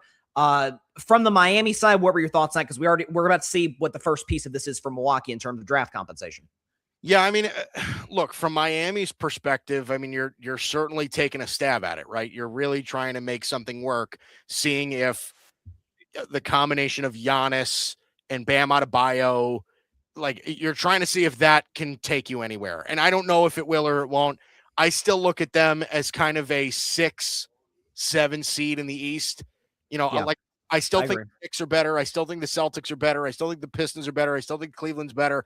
Like, I think those teams are all better. I think Orlando could be better than them still. Like, those are some teams that Indiana with Halliburton back, Toronto. Like, I think some of those teams could really, kind of come back and still make a name for themselves in that respect, being better than Miami. Look, from a fan's perspective, Bryson, I was bored. Like of all the teams you could have gone to, like, I really feel like the Heat were a very boring destination for Giannis to go to, because I just don't know that it's going to make a difference. Like, I don't know that he's going to win any more than he did in Milwaukee. I think it's going to be a very lateral move for him. I generally agree because, they gave up their depth. They don't have a point guard as we sit here today. They're not a good shooting team, no depth. Like, you can say Eric Spoelstra and Heat culture, and listen, Bam Adebayo one time scored 83, which I still don't really know how that was able to happen, but it did. No. And now Giannis there, and Giannis has injury concerns. I mean, he only played, 37, 38, 39 games last year. Like, that was a real issue. He missed the playoffs 2 years ago when they played Indiana the first time. So I generally agree. I mean, and even, again, as maybe I'm biased because I'm a fan of a Western Conference team, but had he ended up in Boston, it's like, oh my gosh, you pair him with Tatum and a good bench, and all you gave up, I say all you gave up, but all you gave up is Jaylen Brown. You still have your depth is what I'm kind of trying to say here. And that Boston Knicks kind of arms race in the Eastern Conference is a really fun, possibility. And so now him going to Miami, like you said, it's like second round ceiling, to be honest with you. And so it's, we'll see how it plays out.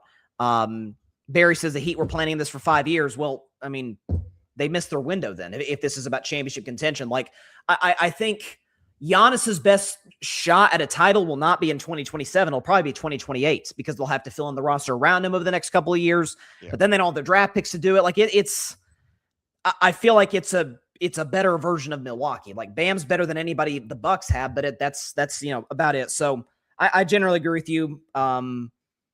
Bored is a good way to put it. Like, if he had ended up with Minnesota, like, I never bought the Timberwolves rumors only because I didn't think they had the assets unless they got other teams involved. But man, Ant and Giannis, you want to talk about a storyline. You want to talk about, a 3-team race for the conference with San Antonio, Oklahoma City, and Minnesota. So I personally wish he'd ended up a Celtic, but we'll see how it plays out in Miami. A team, but by the way, he lost to in 2020. He's lost to twice in the playoffs, actually, 2020 and 2023, both of which when the Heat made the finals. So we'll see how it plays out. But waiting on Milwaukee's pick. I'm still, again, call me biased, but I'm still on the Nate Ament train. I did see reports that it was 50-50 on whether he could fall out of the lottery. So I'm not sure. Steinbach is somebody you've talked about. So we'll see. Right. I don't, again, they're in such an interesting, situation now. So I don't know. I mean, even if they reached on somebody, it's really hard to say that that it would be a bad move just from the sense of like, all right, like they've got pieces to fill. If they are high on this guy and he can fill a role, then okay. So again, the fact that it's the Heat on all the boards is stupid. Here's the pick.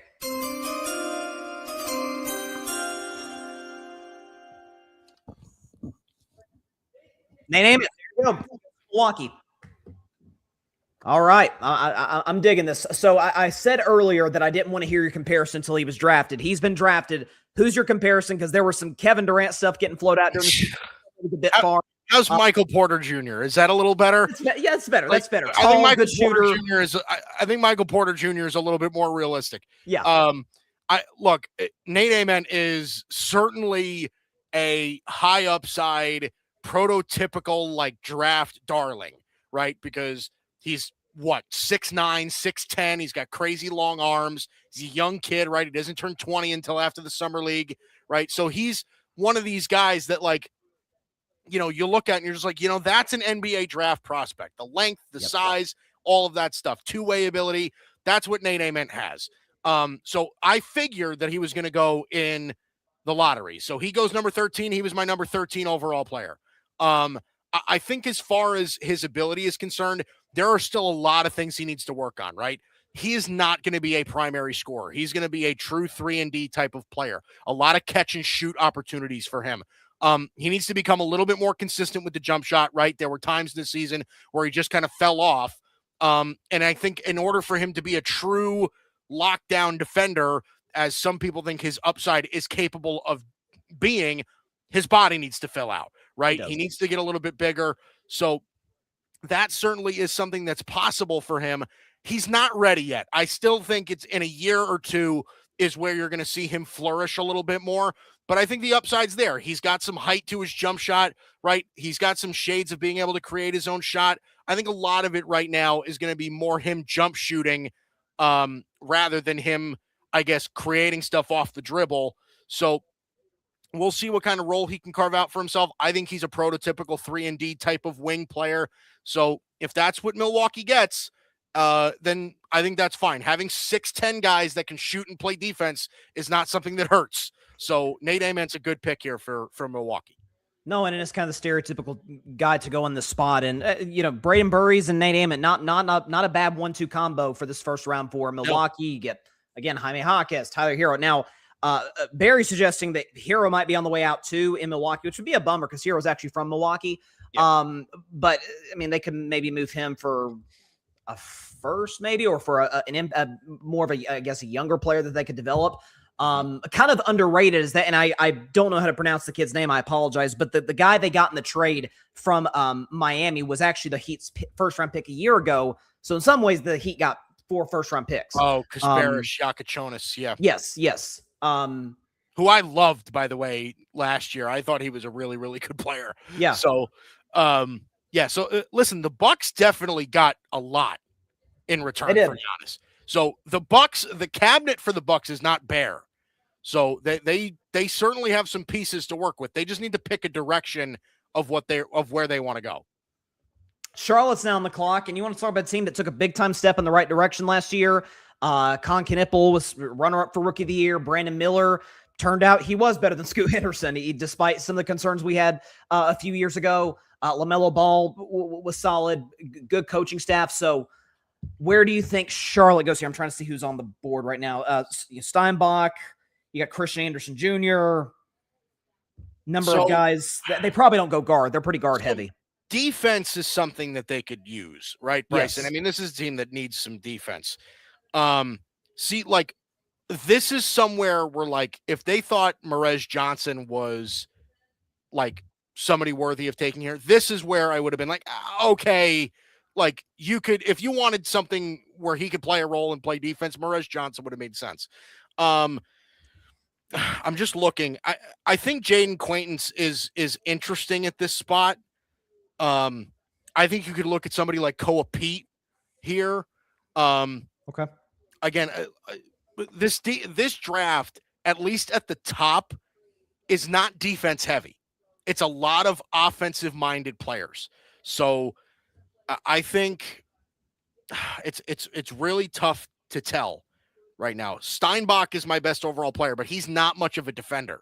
Right. So Bennett Sturt's not much of a defender. Cameron Carr has some defense, 3-and-D.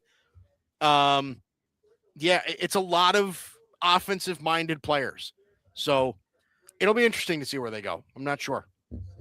Let's go and bring Tyler back into the mix. So, Tyler, it's been a few more picks here. The only shock thus far came from your team with Morez Johnson Jr. To the Mavs. Since then, Braden Burris to Milwaukee. My man, Yaxel Lenenborg to the Warriors. Adai to the Thunder, and Nate Emmett to the Milwaukee Bucks as well. So with Milwaukee trading Giannis, I feel like they did okay. They got two pieces in Burris and Ament that you could feel good about. It's not going to be good in Milwaukee for a long time, but in the future, you look there and you see some things. You see some things that they could build around. So I do like what Milwaukee did there, considering all things, right? And so, and we have some. Kareem Lopez is an interesting pick still left on the board. He was moving up the draft boards, and he's somebody that Charlotte could pick. He's probably fourth or fifth best available still, but he possesses a threat there, playmaking threat. International player, plays that kind of style. That would be a good fit there. Yeah, it would be. It would be. Still waiting Charlotte's pick again. This is the final pick of the lottery. Then from there, it is the Chicago Bulls via the Blazers. You got the Memphis Grizzlies, and then once again, it's the Oklahoma City Thunder. And that's from the Jared McCain trade. My gosh, they just and speaking of the Thunder, I think him. AD Mara, wow, come in and he's gonna play right away, and he's somebody that fits into OKC's system and the way they develop players. He's gonna be good for Oklahoma City. Here's real quick. Here's Charlotte's pick.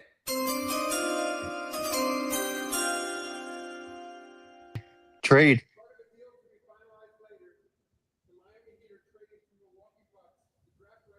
Oh, they're just talking. Oh, Nate Amon's gonna be a Buck. Breaking news: Nate Amon's going to the Bucks. Come on.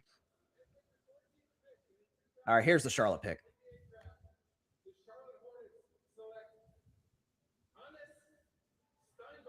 Steinbach. Okay. Steinbach. Interesting. Okay. Interesting pick here for Charlotte. Yeah, so, I mean, listen, Steinbach was my 12th overall player. He was the best player I had left on the board. Again, I view him as a little bit more of a center than a forward. But listen, he is very Şengün-esque, right? He's got that European style of play, right? He's a German-born kid. He's a terrific rebounder, really terrific rebounder.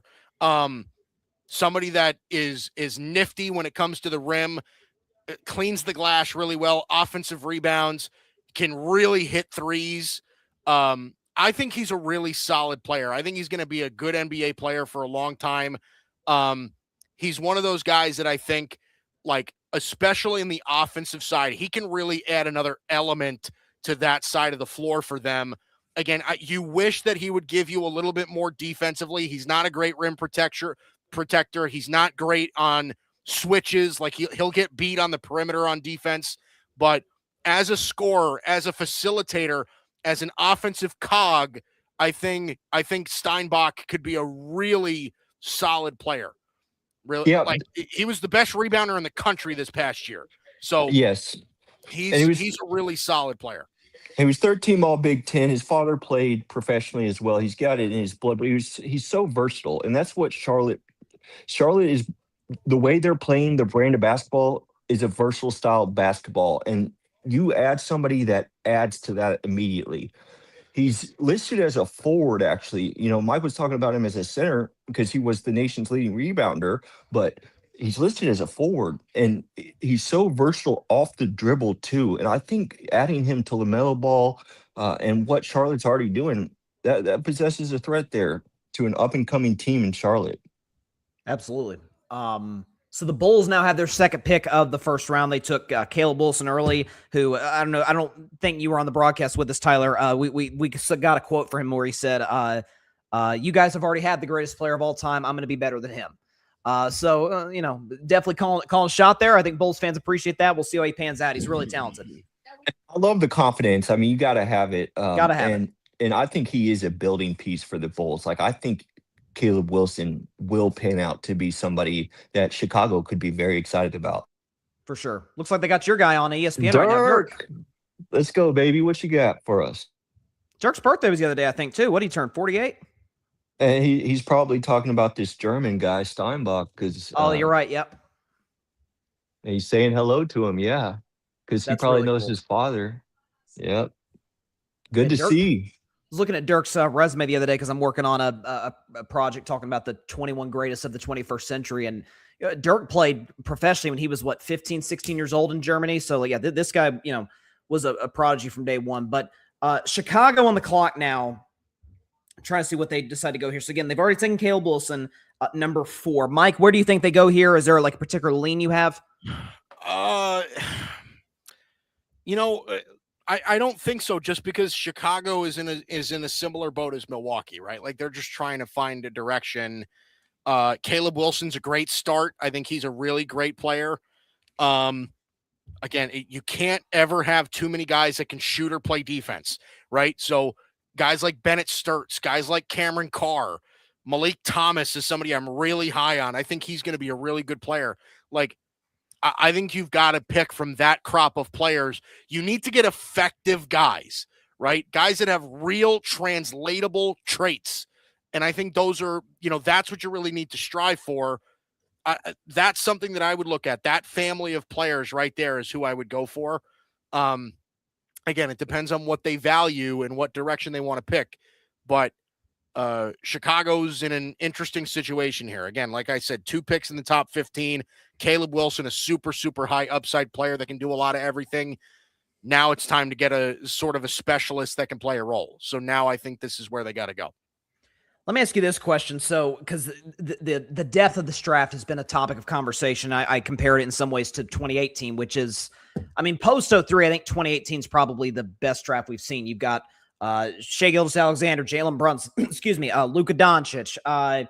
You've had Mikal Bridges, Trae Young. Like, it was up and down a pretty fantastic draft. Do you think this one could potentially produce guys of that kind of upside? I'm not asking for direct comparisons necessarily, but yeah, I think, I think that's totally possible. Listen, this is a deep draft. It really depends on the situations they fall in, how these teams kind of turn around. A lot of it is based on the situation that you're drafted in, Bryson. That really kind of goes without saying based on how long that we know that, how long we've been doing this. So it just depends. It really depends on, where you end up. It really depends on all of those factors. So again, it's anybody's guess. For sure. Yeah. And you talked about 2018 and the Mavs got Luka. They traded from the 5th pick with Atlanta to get Luka at the 3rd pick, and Atlanta got Trae at the 5th pick. And then they got Jalen Brunson in the 2nd round. It's funny you talk about Mikal Bridges and picks right now, because that seems to be a funny topic of conversation, because you know what they would say about those picks right now. F them. But I will say also, so many players out of this draft could be good. And I mean, not even in the 1st round, but that's this beauty about, scouting and some of these GMs is they find diamonds in the rough. You talk about Sam Presti and what he's able to find in the 2nd, 3rd round. So I love the NBA draft, and I love, from the 1st pick to the last, because it's a dream come true for all these guys, and anybody could really be the next guy. So it's always compelling for me to see, but I think there's a lot of potential out of this draft. I really do, to make big time noise and early. It's kind of remarkable that, 2nd round, we've done this, full draft coverage, and they recently switched to the 2nd round being day 2, I think back in 2024, which Mike and I don't think you and I were a crazy huge fan of that. But it's amazing that since 2014, arguably the two greatest, you can make an argument for Manu, obviously, but the two greatest second-round picks ever have came in like a 4 or 5 year stretch. Jokic in 2018 or 2014 and Brunson in 2018. Right. Again, Manu's in that mix, no question about it. But it's again, it goes to show you the depth, the scouting. RC Buford in San Antonio made a living off of that for years. So, yeah, that'll be so. Anyone's just kind of writing off the second round tomorrow, like that's you can find some not just diamond in the roughs, but if you get lucky enough, maybe somebody can lead you to your first championship in decades. So, and that city, and listen, New York's still running on unbelievable high for winning that title. So. Chicago looks like they're about to make their selection. Here comes Commissioner Silver.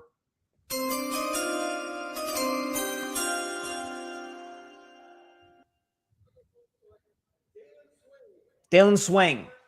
Wow, out of Texas. Wow. Guard. Very interesting pick. They needed. I like him a lot. White. Yeah, it's a good pick. My brother's in his room saying great pick. So there you go.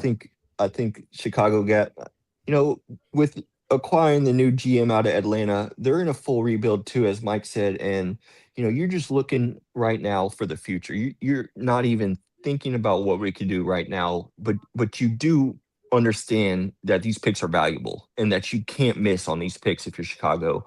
And I think Graham is doing a good job here so far. And I think they're going to like Swain. He's very versatile. He could get to the basket. He's a big guard. What do you see in him, Mike? Yeah, I mean, I see him as kind of like a swing man forward at the next level. He doesn't have the explosiveness, speed that I would traditionally like in some of these draft prospects, but he certainly is somebody that's worth gambling on, right? Dalen Swain has something called it's like the heliocentric ball method, right? Where he kind of crumples up when he drives to the basket, and then after he absorbs the contact, he re-expands and is able to finish at the rim, right? So he certainly has that skill that some of these other guys don't necessarily have, right? So he certainly can have the body control to be a good finisher at the rim. I am a little bit skeptical on his three-point shooting ability. I'm not somebody that thinks that his jump shot is very clean. He is a very slow-moving jumper that's easy to contest, right? He brings it very low down to his body and then slowly brings it up. So I think that's something that he's going to have to refine. But as a defense first, potential, I guess, role playing forward, I think it makes some sense for them. If you can develop his jump shot a little bit, then Dalen Swain has a little bit of upside. So this is not terrible. He was my number 26 overall player, but certainly not a bad pick at this juncture. No, not at all. Memphis now on the clock. They obviously took Cam Boozer, number 3 out of Duke, which is a solid pick. As I said earlier, Mike, they could use some, smarter basketball players in Memphis, to say the very least. But so we'll see what they go here at number 16. This is from the Phoenix Suns through the Orlando Magic. I'm trying to think where the trade that would have been. Desmond Bane. Was that Desmond Bane? It was the Desmond Bane. I guess it was, yeah. From Phoenix via Orlando. Yeah, that's right. And Memphis, so they did good with that Desmond Bane pick, but they've struggled in the draft, and they are in a crucial time in their franchise.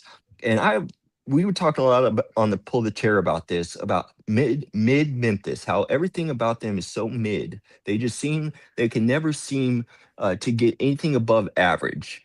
And I'm worried if I'm Memphis. You don't know what you're doing with Ja Morant, and that's a big question mark. And going into the draft, you like to have some of those things figured out. Looks like they're going to stay. Looks like they're going to stick with Ja Morant. So what do you do now if you're Memphis? You got to have some professionals around him, and I think that's what they're going to look to do with this pick. Is somebody that could be in the locker room with Ja Morant. Well, I mean, listen, I don't think it's been for lack of effort moving John Morant because they've traded Desmond Bane. They've traded Jaren Jackson Jr. So, like, they moved off of these guys who were somewhat franchise cornerstones, 5 years ago. So, it's a really funky situation. I think how many more years does Ja have in his contract? Let me check Spock Rack because it's the contract that's scaring people as much as the off court he's getting and paid health a lot. concerns. He's getting paid a lot, and but I see some. I just saw some places where I thought teams would want him. But he's got a lot to prove, and there's a big question mark in Memphis right now. Question marks all around Memphis. There's 2 years left in his deal, so it's going to pay him about $42 million this season and $44 million next year, and then he'll be an unrestricted free agent 2 years from now. So yeah, it's at this point I think you just probably try and make the most of that situation. It's really unfortunate, man, because around 2022, 23, it looks like, oh my God, this dude's going to be one of the 5 best players in basketball, and injuries, off court stuff, maturity issues. So it's definitely been a downhill thing for Memphis. The Grizzlies as an organization have made 1 conference finals in their history. I believe that was back in 2013. So yeah, it's been a struggle for this franchise, and we'll see if they're able to build it back up. But that was with Zebo and Tony Allen and them. They had a Conley, squad back Gasol, then. yeah. Tony Allen, that squad. Tony Allen was an unbelievable defender, but it goes to show you just the odds of the lottery if it's in your favor. And it was obviously in Mike Guido's team's favor back in 2003, where if the Grizzlies got the first pick, if the Grizzlies had won the lottery, they got the first pick. Anything short of that, they'd, I think, fall out of the first round entirely. And Jerry West, like, oh my gosh, we're gonna get LeBron, and it turns out, the Cavs get the number 1 pick, and the rest is history. So it's weird. It doesn't sound right. LeBron is a Grizzly, like that just doesn't, doesn't sound right. So I don't know. Pick is in for Memphis. I know we spent the last 5 minutes pretty much bashing the franchise, but yeah, and I feel bad, but I mean, the owners even talked about relocation. It's just bad. Nashville, move it to Nashville. Nashville deserves an NBA team. We got the arena. Fan base will be all in. Here's the pick from Silver.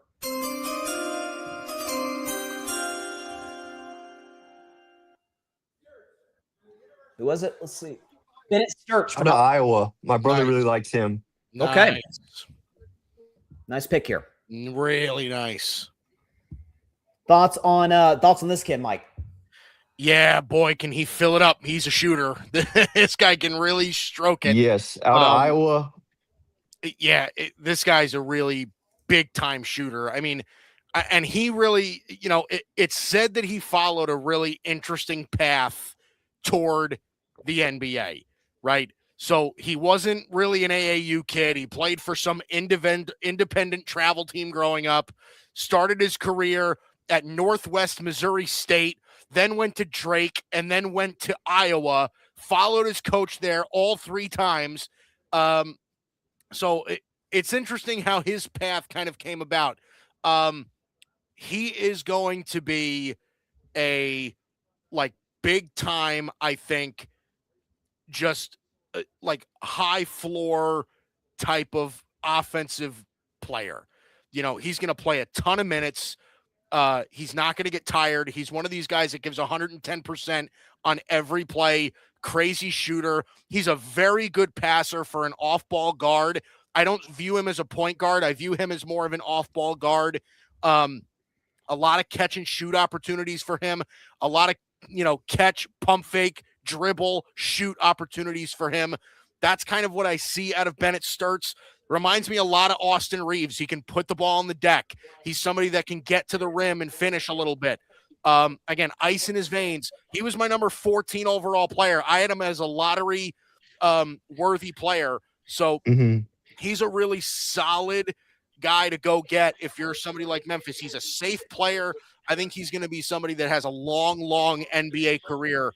So, again, upside, I don't think he's going to be a star, but I think he's going to be a good NBA player for a long time. And I totally agree with Mike.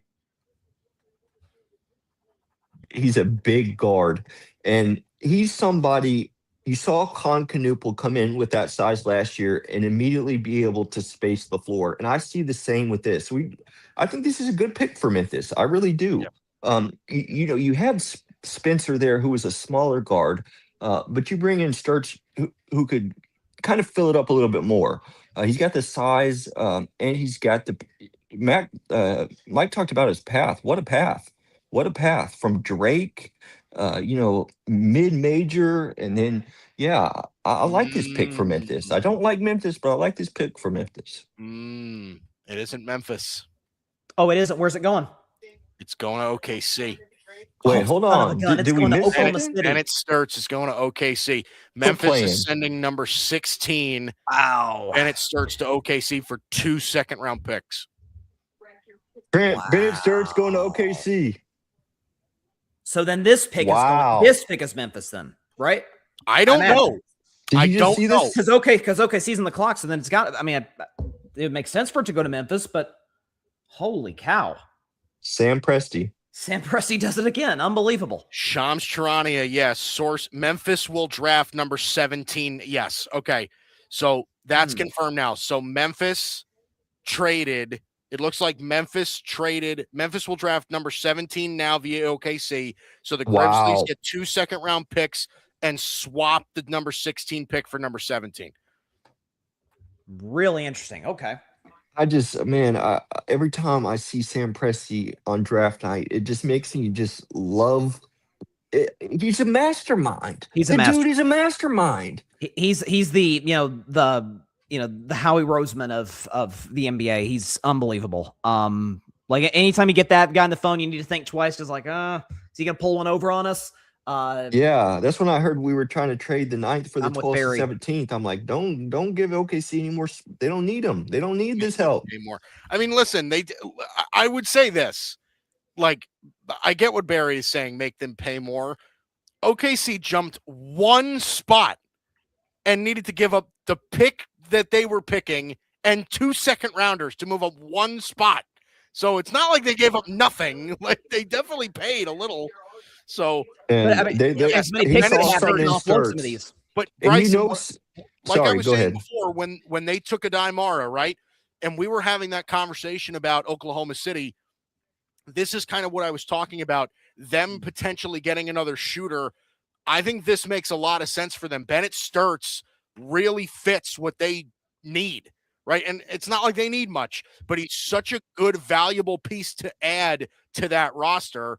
So I think there's something real there. And both players could play right away. Sam Presti does this. He knows that they can't go backwards, right? They just won the title, come into the Western Conference Finals, and lose to a young Victor Wembanyama. He knows that they can't go backwards. And the way he scouts players, and he spent time on this, looking at Sturts and looking at Ade Amara. And looking at how they could come in and make an immediate impact, man. I'm not trying to glaze Sam Presti, but I'm giving him his respect. No, he's great at what he does. Barry stands 4 seconds. Is that what it is? He's not saying the trade is 4 seconds. He's saying that they should have given up 4 seconds. Oh, yeah. That's what he's saying. They should have asked for 4 seconds instead of 2. So then, Mike Schmitz, this GM under Masai, he's on the clock here. I got to see something out of him. Well, it's his first draft. You guys, I think, have the 30th pick. Like I said, we're giving him time. Got to give him his time, but yeah, okay, yeah. Like you said, Mike, Shams said that it is 2 second-round picks. Not entirely sure what years those are, but yeah, swap picks 16 for 17. Okay, so Bennett Sturt, man, Oklahoma City's having another good draft. Unbelievable. Every freaking year. Yeah. Something else. Yep. Yeah, it is. So then number 11 and number 14 players on the board. If you add a Dimara, then again, as we talked about earlier, then that likely means that Hartenstein is probably out the door. Yes. Dort probably stays, but again, you add shooting, you've got that's the thing for Oklahoma City, like I thought they were fine shooting the basketball as is. Isaiah Joe, although Isaiah Joe's he's under contract. Cason Wallace, Caruso, Dort, Jared McCain. Now you add this kid to it, then it starts. So if they had ball well. Yeah. Oh, they're trading this pick. Memphis is trading this pick. They're trading this to Detroit. So this is going to be Detroit's pick. Memphis now gets 21 for 3 second-round picks. That's actually kind of smart What? for Memphis. Wait. So the Okay, Memphis Grizzlies gave up 2 second-round picks to move, or no, wait a minute. No, so now they have 5 second-round picks. Yeah. Anyways, here's the pick. Here's the pick. Wow. Corey from Stanford. He's going to the Pistons, actually. Okay. But So this says to Memphis. one more thing I want to say about Oklahoma City, because if they had any hole, nice, wow. If they had any hole, Oklahoma City had any hole in the playoffs, you watch them, was Isaiah Hartenstein. And now you bring in Mara, who's probably going to immediately fill that position. I'm still very, very high on what OKC is doing here. But let's see what Ibuka Okori. I like Ibuka Okori. I do. He's a nice player. Point guard, really, really good speed as a point guard. Great athlete. One of these guys who's a little bit raw in talent, but he can really play. Can finish through the, finish at the rim. He's a pretty streaky shooter at certain times, but again, it's another one of these guards that can kind of create his own shot, right? Somebody that can bounce off defenders and find space. I think he's one of those guys that can be really pesky as a defender. He's one of the better two-way point guards in the draft for me. So this is a really solid pick. Who's getting this? Detroit is? Detroit's getting this. So Shams is reporting that this is Memphis is trading 17 to the Detroit Pistons to move back to 21 for 3 second-round picks. So he's going to Detroit. All right, so this is a good pick for the Pistons then. It's a nice little creative point guard that can kind of create his own shot. And they need that. Get his own opportunities. It's a nice player. Ibuka Okori can really go out there and score. Yeah, for Cade Cunningham, that's great, right? Get him off the ball a little bit. Let him, not have to work so hard up the floor. Get him in his right spots. I love the move for Detroit. Detroit's not far away from where they need to be. No, they're not. And I was talking about this earlier in my show today that, we look at the Pistons. It's like, God, they got pushed 7 by Orlando, had to play 7 games series with the Cavs. And we think, they just gotten dusted by New York. They probably lose to New York. But listen, if I'm not mistaken, I think they beat them 3 times in the regular season. They took them 6 the year prior. Now that was when Tibbs was the head coach, a different situation, but they match up well with the Knicks. So if they could get more shot creators and that, they're in good shape. So, look out for the Pistons to be, it feels weird to say they were the 1 seed in 160 games, but I do think that they can potentially make some noise next year. So now Charlotte is back on the clock at number 18. They've already taken Hans Steinbach at number 14. So again, like you said, Mike, they need defense. So I'm trying to see who's still on the board. Charlotte is one of those rising teams in the East. Yeah. And Mike and we talked endlessly about this. Y'all talked about it on your show. I talked about it on my show. Charlotte is right there. They got a lot to build around, and they're going to be a team that people do not want to face going forward. The culture that the coach has set there, I love what they're doing in Charlotte. I think that they're a playoff team going forward. I do. I see them as a playoff team going forward, just because of what they built. And they started in the draft, and they signed some players. They've traded some players. They've done some good things. Yeah, I will say if you want to talk about defense at this point in the draft now, right now you're at 18. It's different from when you're at 14 to when you're at 18. Now you're looking at a different crop of players. One of my favorite players in this entire draft is Baba Miller out of Cincinnati. That guy is a crazy athlete. Love him. Like, really get up, play defense, long, good size. I think his defense can really, really translate. So if that's something that they desperately need, somebody like Baba Miller, who, again, is one of these like imports of he had crazy upside. It didn't really work, right? He had to transfer out of Florida State because it wasn't working out for him. Then goes down to Florida Atlantic. Now he goes back up to Cincinnati. Now it's like he started to put it all together a little bit. Somebody like him with his athleticism, his size, his defensive versatility, that can make a lot of sense for Charlotte if they wanted to go in that direction as well. So the Hornets, let's see, they've got, because what about Kareem Lopez? Do you think that's somebody that the Hornets could potentially take here? They could, yeah. If they wanted to go with a wing, Kareem Lopez certainly makes a lot of sense for them as well. Again, I don't know if Kareem Lopez comes over right away. But again, I don't see him as much of a defender. He's more of a like slashing wing that, primarily plays on the offensive side of the ball, right? In fact, I would say Kareem Lopez is one of the weaker wing defenders in the draft as far as I'm concerned. So again, it just depends on what they want to value. If they want to start outscoring guys, then somebody like Kareem Lopez makes a little bit of sense. But if you want to start balancing out your roster, right, having guys that can play the role of being a stopper, then maybe there's another direction that you can go in. So again, to recap, Shams just tweeted this. The Grizzlies moved back from number 16 to 17 and 17 to 21, accumulating 5 second-round picks to move back just 5 spots. So assets, yeah, give themselves some flexibility to maybe make a move to potentially move up in the draft, or maybe they package that in a John Morant deal potentially to entice somebody. So because as we've seen, these second round picks, if you cluster them all together, they can be quite valuable for them. So we'll see how it plays out. So let's see. It's going to be Charlotte, and then followed by the Toronto Raptors, and then the San Antonio Spurs will make their first selection of the night, followed then by San Antonio picking this draft is kind of crazy, huh? Yeah, it's because they took Dylan Harper last year at number 3, I believe. 2. Talk about draft 2. master classes. 2. Carter Castle Bryant. the year before that, and Carter Bryant. Castle the year before that. Wemby year before that. They pretty much struck gold.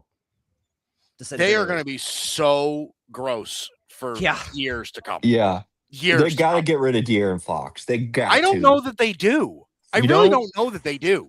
I don't know if he wants to. So be back. I just think Harper's going to demand to start. Quickly, here's the Charlotte pick.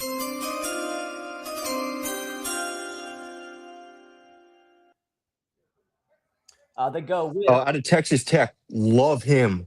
Okay, man, Charlotte's getting better. Yep, another guard for the Hornets. I'm delayed. Oh, they took Christian Anderson. And he could fill it up. Him and Concanuple. Ooh, man, sheesh. Yeah, Christian Anderson can definitely shoot it. He can definitely shoot it. I'll tell you that. He's a point guard. He's a little bit of a smaller point guard. But I think, he's listed at 6'3". I don't know that he actually is 6'3". I think he's a little shorter than that.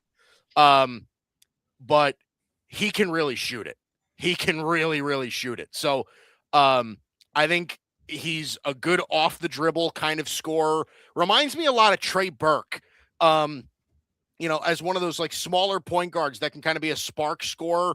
Like I said, he's going to make a living shooting off the dribble, shooting off screens, stuff like that. That's how he's really going to make his impact in the NBA, as a primary ball handler that's going to work off bigs, that's going to create space off the dribble. That's what he's going to be able to do. He is not a terrific passer for a lead guard. He's not somebody that the ball sticks to his hands, but when you're a point guard and your primary job is to make passes, you got to be on time and on target. And Christian Anderson is not always, he doesn't always embody those traits. So it'll be interesting to see how it works with him. I envision him again right now, early in his career at the very least, to be a role-playing, pick-and-pop kind of shooter, rolling off screens, creating shots off the dribble, especially on the perimeter. I don't expect him to do a whole lot of finishing at the NBA level, but pull-up jump shots, that's really what he's going to make his living on. It's a good pick by Charlotte. If they can, find ways to get him the ball in space, give him an opportunity to create stuff, like I said, off the dribble, I think it could work out for him. And they're clearly trying to build an identity. We're just going to outscore you.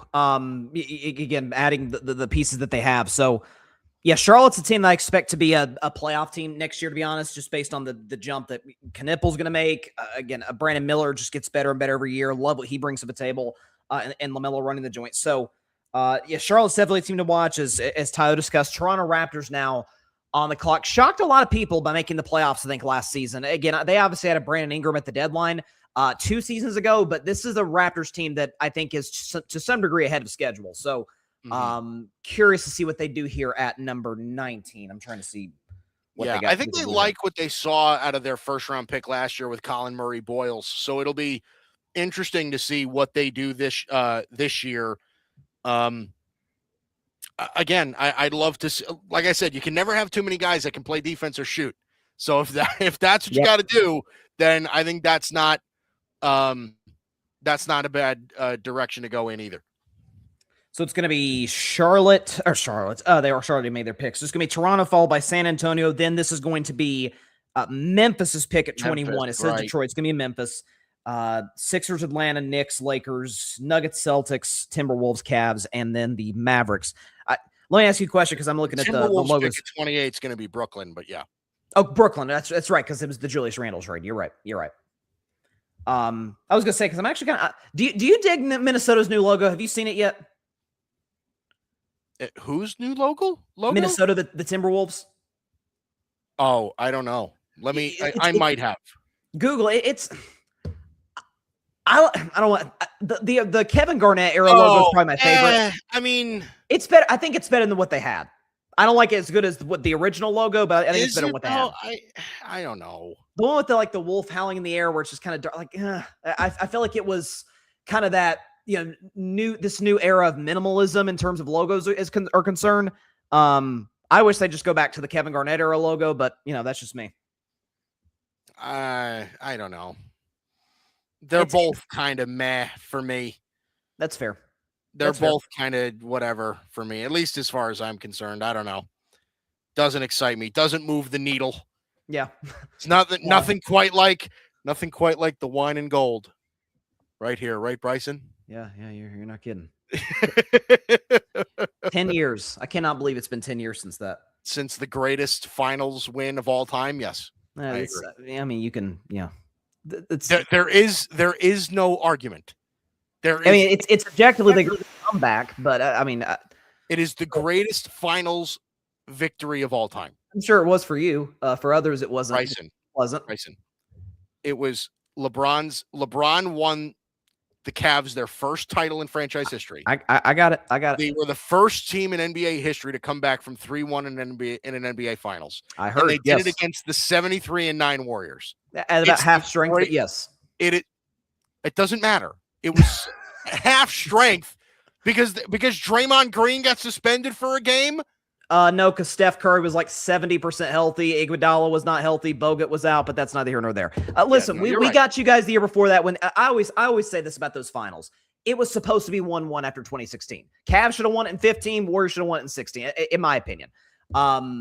I think injuries played factor in both series, so it played out the way it was supposed to. It was 1-1, and to a degree, I'm glad. Listen, of course, I'm glad Katie joined, but he did deny us what could have been a really special rivalry for multiple years. But again, I'm glad he came. I'm not mad. I'm sure you are. You want to talk about stress-free basketball? My gosh, it was. Yeah, right. Exactly. 2017. Oh my gosh, just kicking back. The greatest team ever assembled. The greatest team ever assembled. No question. Was the 2017 Warriors. Here's the Raptors pick. Back on schedule. Silver said Alan Graves from Santa Clara. Oh, nice. Okay. All right. Nice. So Alan Graves is an interesting pick. So they're kind of going for the proverbial Jalen Williams like Santa Clara tie. Yeah. Right. Listen, he's kind of a combo forward, undersized for like a traditional big, right? He's only like 6'7", 6'8", but he can shoot it, right? One of these 3-and-D guys. He can really rebound. He's a really solid player, works really well off screens. Look, I think he's got a really good feel for the game. Great hands on him. He's a really solid player. Again, like I said, Bryson, you can never have enough guys that can shoot, that can play a little bit of defense. You can never have enough guys that can do that. The issue that I have with him really is that he's not really a great athlete. He works primarily below the rim. He's one of these guys that has a bit of a slower jumper. So again, he might be a little bit of a work in progress, but Alan Graves is a good player. He's not somebody that you have to develop a ton. So I think they've got a little bit of something here with Alan Graves. He's a solid player. He is. He is. Good fit for Toronto. So San Antonio now at number 20. I don't think anybody could have seen the jump that the Spurs team made. I would say if you polled 100 NBA fans prior to last season, 60% would have said 6, 7, 8 seed in the West. Like they would have expected Wemby to make the jump. Fox is going to make him better, but no one in their wildest dreams could have imagined 62 wins, beating the defending champions, and holding double-digit leads in all 5 final games, even though they only got one of them. So San Antonio ahead of schedule. Where do you think they go here? They're obviously more than fine at guard. They're almost overstacked at guard. Do you think they maybe get another big like to replace Cornette potentially? They could. Jaden Quaintance is still on the board. That's somebody that they could absolutely look at. Henry Vessar is somebody that's really interesting for me out of North Carolina. One of those like pick and pop big men.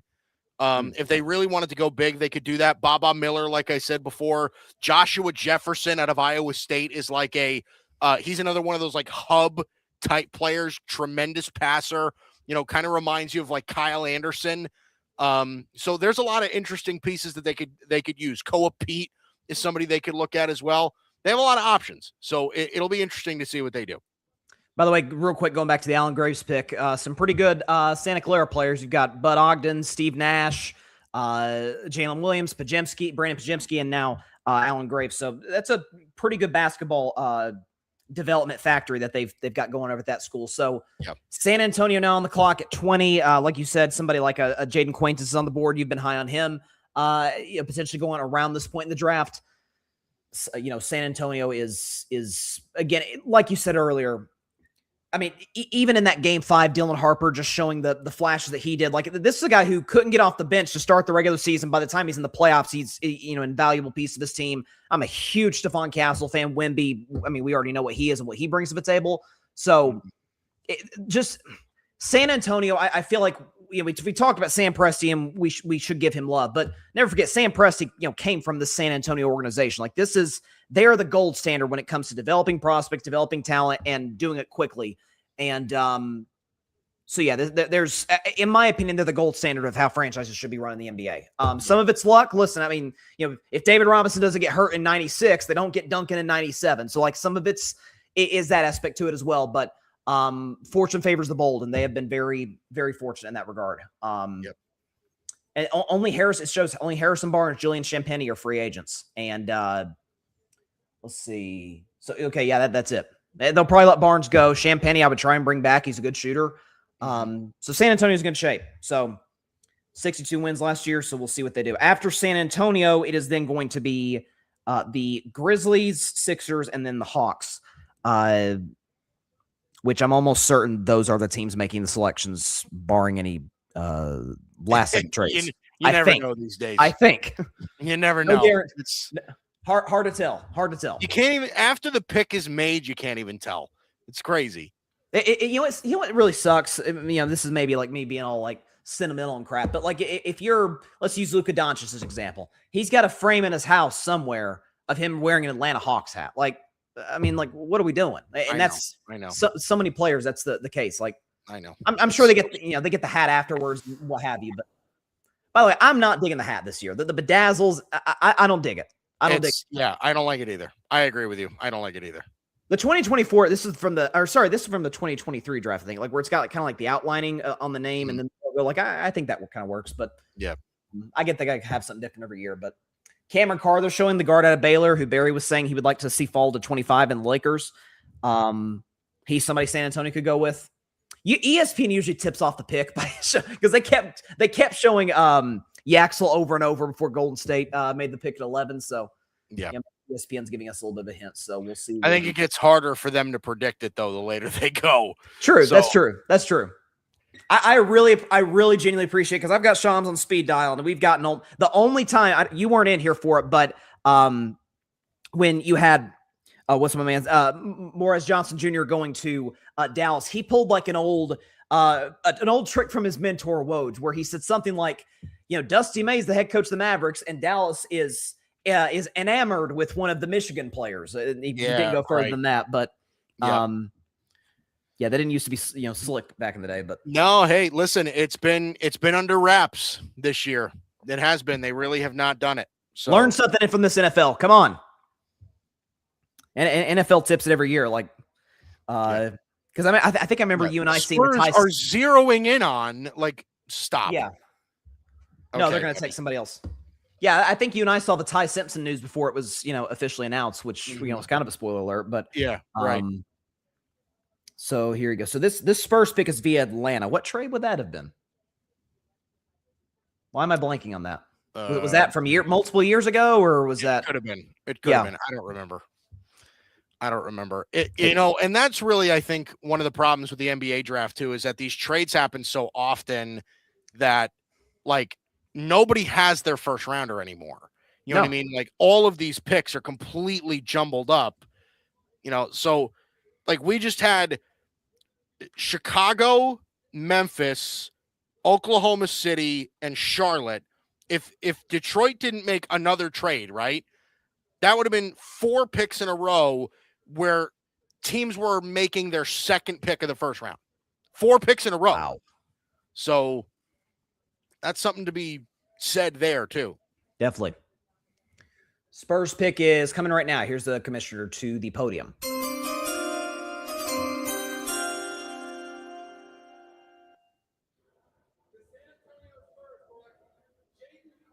Jaden Quaintance, go to San Antonio. Jaden Quaintance. There you go. So they're taking a little bit of a risk here with Jaden Quaintance. He's a good player. I mean, he certainly could have been worthy of a pick that's higher than this. Because I think the talent is borderline top 10, right? He's a really good defender, good rim protector. He's a bit undersized. He's only 6'9", and I think he's a true center. But he really is a big-time defensive player, plays with a lot of athleticism, plays with a lot of aggression. He is like a spitting image of Robert Williams. Like, he's that kind of player. Same size too, yeah. Right. So he's one of those guys where I think, like, his physicality is going to make him last in the NBA. If he can stay healthy. Again, he was hurt all of last year, almost all of last year. So you barely got to see him play. And we'll see if that makes sense for him. He's a terrible free throw shooter. I'm curious if he will ever be able to shoot in the NBA. I don't know if that'll be the case for him, but as far as rebounding and defense, he can play that role very, very well. Even from day one, he can provide that energy. 100%. So this is Detroit's pick that's going to the Memphis Grizzlies. Looks like we're having a very special guest on. Would you please welcome Barry Grant Jr. of the All Even Podcast? Barry, it's been, what was it, 2022 the last time you were on here? It's been a minute. What do I need to be on here for when I got these guys talking about Yaksakevicius from Czechoslovakia? Hey, say his name, Barry. Say his name. None of these players, man. Listen, It is Yaxel Lendeborg, and he's from Michigan. Shouts to Beetleborg for going on to the Warriors. We're not talking about Renz Bleichenberg from several years ago. That's what I'm saying. Like, you know what I mean? The fact that you can even be able to say those names, shouts to you. I am here just because the Lakers are coming up soon. And I don't care about nothing else. Okay. I have been watching the coverage all night. Great job, guys. Okay. You guys have been excellent every year. It's always the same thing. You know, I'm just here as just like wallpaper. So don't pay me no mind. Okay. No, I'm just waiting patiently. As we said earlier, we wave pom-poms for nobody on the show and on this draft coverage. So Barry has no lean here. There's no bias whatsoever. He did mention Cameron Carr earlier. He's still on the board. He's got to wait 4 more picks for the Lakers to get on the board, but we'll see about that. Surprised he's still on the board too. I mean, again, he's one of those 6'8", 3-and-D guys that can really shoot it off the dribble. That's what we need, Mike. Okay, JJ Redick said it himself. We need more guys that can be able to dribble, pass, and shoot. They do. Oh, so you mean play? So you need more guys that can play. Pretty much. Because that's essentially what's that. If you can dribble, pass, and shoot, that's pretty much what playing. That's literally. I'll get to the second round. Jeez, that is a shot at our roster because a lot of our guys cannot dribble, pass, and shoot. So, you can get a guy that does that. or it's play great. defense for that matter. But Yeah, that's a exactly. conversation for another day. Exactly. Minute and a half. So this pick has gotten tossed around like a bad habit. So or it dropped like a bad habit, I should say. That's the incorrect phrasing. Memphis Grizzlies now at number 21. They've gotten 5 second-round picks over the past 30 minutes because they were at 16 and 17. Now they're at 21. As you said, Mike, assets to potentially move. So trying to think they could go. Who did they pick earlier? Gosh, Cam Boozer. Yeah, Cam Boozer at number 3. Barry, you're a Duke guy. What were your thoughts on the Boozer pick to the Memphis Grizzlies early? I think it's good. I thought that he would go to the Jazz more because it was just more of a stylistic fit. And I would say that Peterson would drop, not because of his talent, obviously, but just because Peterson goes to Memphis. Now that's your heir apparent to Ja, and you can be able to kind of move on from Ja, right? So that would make sense to me. But obviously, you're gonna flip flop things. Like it's fine. I think Boozer's a great fit. Smart guy. I'm a big Duke fan, so watch the kid play all year, man. I mean, there's not many holes in his game, and the one thing that I like about him is that he's extremely passionate about the game. And was taught the game the right way. So, a guy like that, these kids that have this NBA pedigree, they come in and they mean business and they understand the business and they understand what it takes to be a professional. So, love Cam Boozer. And get Memphis and these guys like that to try and establish some sense of a culture there. Because they gotta rebuild the culture over there for sure. Yep. And listen, like I said earlier, rebuild the organization and move it to Nashville. Listen, if they can move, they got to get out of Memphis. I'm sorry, got to get out of Memphis. Shouts to all the people that are in Memphis. I don't mean to disrespect y'all, but nobody's coming in to watch no games. No, right? No, nobody. They don't bring their family. People don't bring their families to road games. If it's playoffs, I wouldn't be caught dead in Memphis at 2:00 in the afternoon. All right. Hell no. I was just saying the morning, afternoon, 100%. Yeah, what I mean, broad daylight. I'm like, oh my goodness, are there police here? Yes, I would ask that question. Looking over your shoulder every 5 seconds. No, listen, Nashville's got their arena. Memphis just quickly turning into the new Oakland. Is that really what the deal it's probably worse. Yeah, well, it's worse. It's hard to be worse than Oakland lost. It's worse than Oakland. Teams, all of them. Yeah, that's true. One of them left. That's got it in a span of like. And they really did lose all their teams, didn't they? They lost all of them. They lost the Raiders and the Warriors in a span of like months. That's really and then bad. Lost the A's like 4 years later. Lost the A's, right? That's they're all gone. That's tough to do to a place, man. That's rough. That's rough. Here's the pick for the Memphis Grizzlies.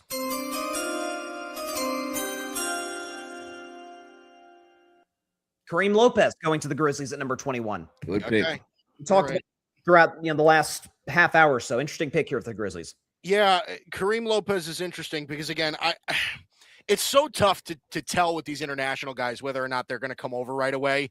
But the one knock really on Kareem Lopez, he's really a poor defender. He's a lazy defender. So that is something that is kind of built against their identity.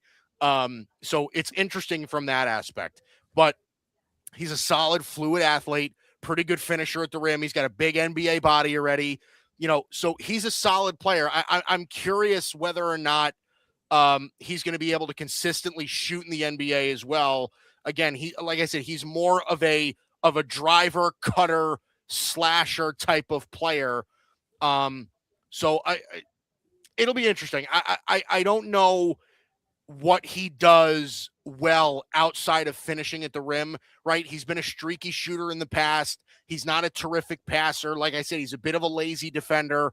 So I don't know what else he does well outside of finishing in the NBA. But again, if Memphis is looking at this as like he has developmental traits, right? Because again, if you're looking at a player like him and either they stash him for a year or they just bench him for a year or two, there might be something like, okay, listen, he can finish at the rim. He's got long arms. He's a fluid athlete. That's something we can work with. The jump shot will come. Maybe with good coaching, we can teach him how to clog passing lanes and all that. If they can teach him how to do all of those things, then maybe they do have a productive player on their hands. It's just at this point, you find it so hard to really quantify what you value most. But he's a tough kid, plays with some physicality. Again, it depends on what they value. So if Memphis is valuing those things, then it makes sense for them to do. Yeah, you think just to piggyback off of what Mike said, like, in regards to a developmental standpoint, you kind of, outside of the guys who are like legit scorers, great shooting, whatever it is, right? Can finish at the rim.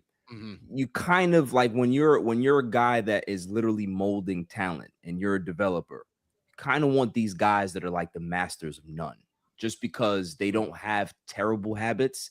And you can be able to kind of break them out of things and be able to kind of work on individual parts of their game without necessarily having to like rush them through, right?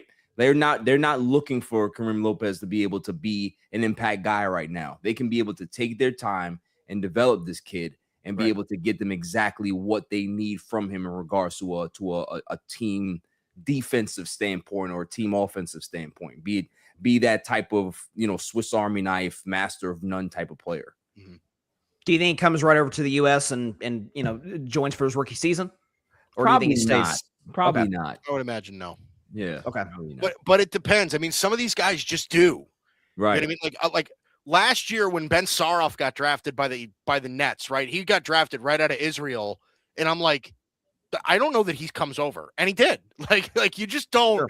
You don't know. Like some of these guys, like there are guys that get drafted and stashed and they never come over. Right. So, isn't it more common now too, Mike, that guys are just coming over a lot more frequent now than they used to? Like, guys, it used to definitely be a draft and stash. It's not really like that anymore. Like guys are willing to come over. Yeah. Yeah.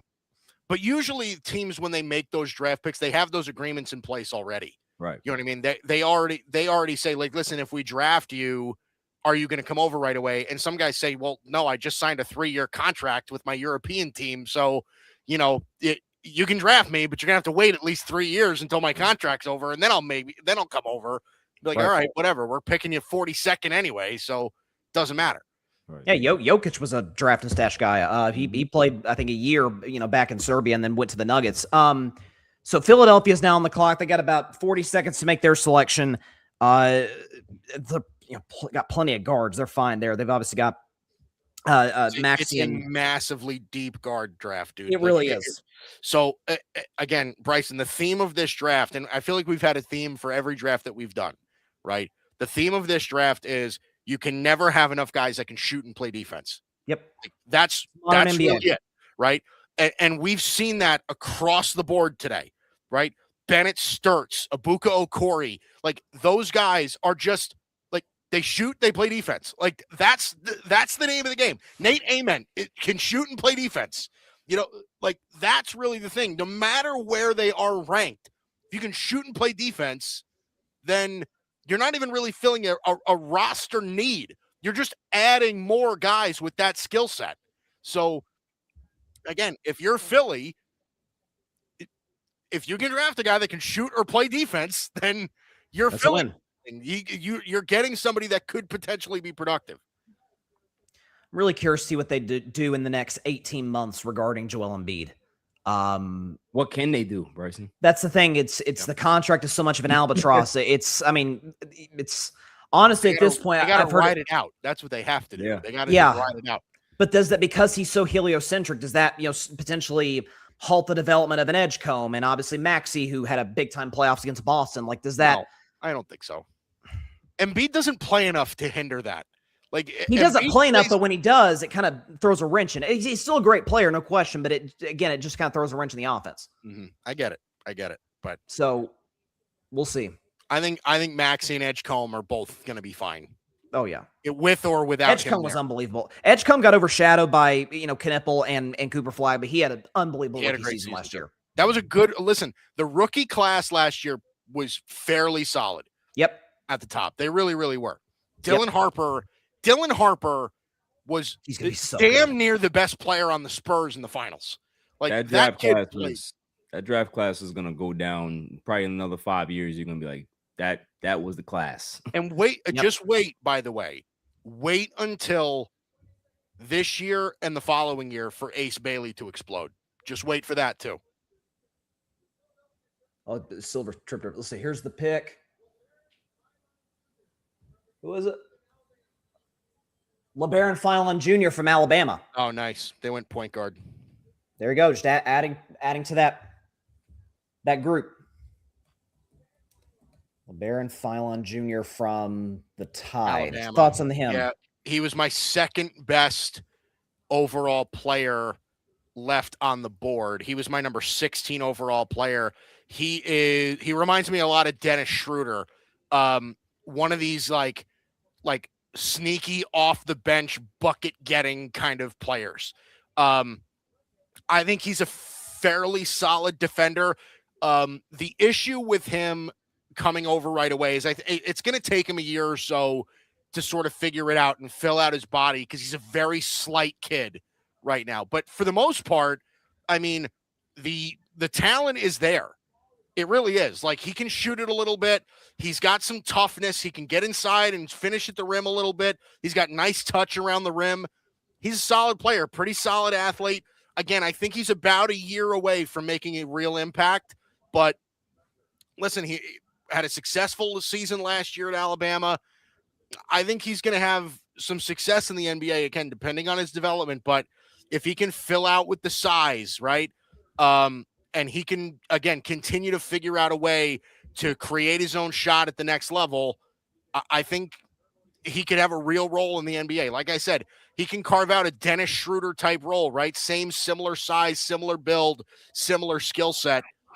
Figure out that kind of a role. That could be something that teams look at and value. And so often, man, if we're talking about the number one concern being, not kind of growing your man body yet or being kind of slight, like that's, I mean, Giannis is probably the best example of that. This kid came in as a skinny dude from Greece. Was actually a decent shooter when he came into the league. And then you see him now, obviously, even Wemby came in. There were huge concerns about Wemby's weight, and he's, filled out pretty nicely over the last few years. He still needs, has some room to grow. So it's kind of like what we were talking about earlier, like with Darren Peterson. Like, if it's a work ethic concern, like that's a little bit of a risk. But if it's something where, you just got to spend more time in the weight room, okay, he's got the best strength and training staffs on planet Earth in the NBA. So that's not gonna be an issue. Atlanta Hawks are on the clock at number 23 because they've already made one selection. Yeah, they took changed some Flemings earlier, which was a home run. Yep. I don't know why, but this just feels like Koa Pete. Okay. This feels like it's going to be Koa Pete. I don't know that. I'm purely guessing. I don't have any reporting or anything like that. It just it feels like it's going to be Koa Pete. I don't know why. Just for some reason. Listen, man, Atlanta's been making some nice moves the last year. Like, really, since they moved off of Trae Young and moved off the contract and playing the way that they played with him. They gave the reins to Jalen Johnson. They did. And it worked out. It's worked out very well. Yeah, you've got Nickeil Alexander-Walker there. You've got, again, we'll see if they can maybe develop Jonathan Kuminga. Like, Atlanta's got a lot to be excited about. And again, seems like they've completely given up on Zachary Rassache, right? Like, he just hasn't worked out for them at all. Not at all. I remember, so when they took Rassache with the first pick a few years ago, I thought then that it was a reach. He was my number 6 overall player that year. Would I have taken him top 5? I might have taken him top 5, but that was a weak draft in general. It just, I didn't see the hype as a number 1 pick with him. Neither did I. Especially relative to the previous year, the number 1 overall pick was Wemby. So you go from Wemby to Rassache. Really even pop. He never popped on tape, like Mike said. Just right. Never. No. And again, Atlanta can, if they want to hang this banner at the State Farm Center or State Farm Arena, they took the Knicks deeper than anybody. And, now they got dog walked in game 6, probably worse than any team the whole playoffs. But, for what it's worth, they were up 2-1. McCollum hit a couple game-winning shots. So then the Knicks figured it out and went on a pretty dominant run. The Knicks run still boggles my mind. They lost from April 21st to now. They lost 1 game. That's bizarre to me. And in that 15 wins in 16 and includes a 29-point comeback. Pretty good. 29-point second half comeback, mind you. Yeah, that was, and by the way, broke, second only to the 2017 Warriors in consecutive playoff wins. Number one all time in playoff point differential in history. I think they edged out the 71 Bucks with Kareem and Oscar. They're pretty freaking special what they did. And they'll be on the clock next after Atlanta, followed by your Lakers, Barry, and then the Nuggets, Celtics, Nets. It's not Minnesota, it's the Nets because of the Julius Randle trade. Your Cavs, Mike, and then Tyler's Mavs to round out the first round. So, Barry, question: your overall takeaway from the first round thus far? I know you joined us a few minutes ago. Anything that surprised you? Anything that kind of stood out? Was like, oh, that's something I kind of took away from this thus far.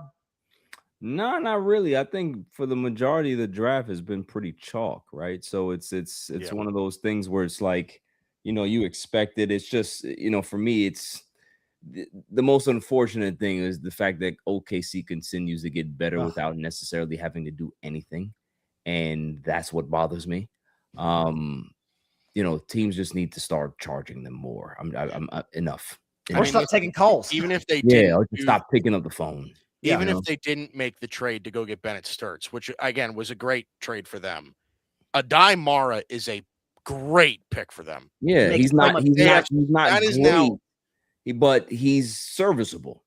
Well, he's a 7'3" rim running, rim protecting center. Right. Which is exactly that matches up pretty well against Wembanyama.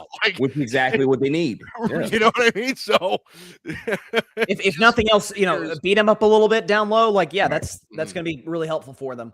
God, that made so much sense. And then adding a shooter. And again, Mike, you've talked about throughout the night, like they needed some shooting. Again, I thought they were a decent 3-point shooting team as is with Caruso, with Isaiah Joe and Dort. Right. And now they can be able to feel comfortable unloading Isaiah Joe. They can be able to feel comfortable. Jason Wallace. Yeah, exactly. So now you're going to look to see the Oklahoma City Thunder start making some moves and be able to clear some of that space. Yep. Because they can be able to do that. You know what I mean? Here is the pick from the Atlanta Hawks now.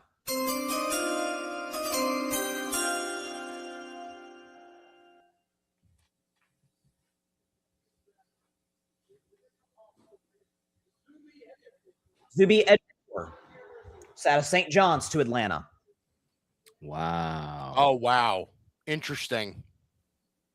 Wow. Okay.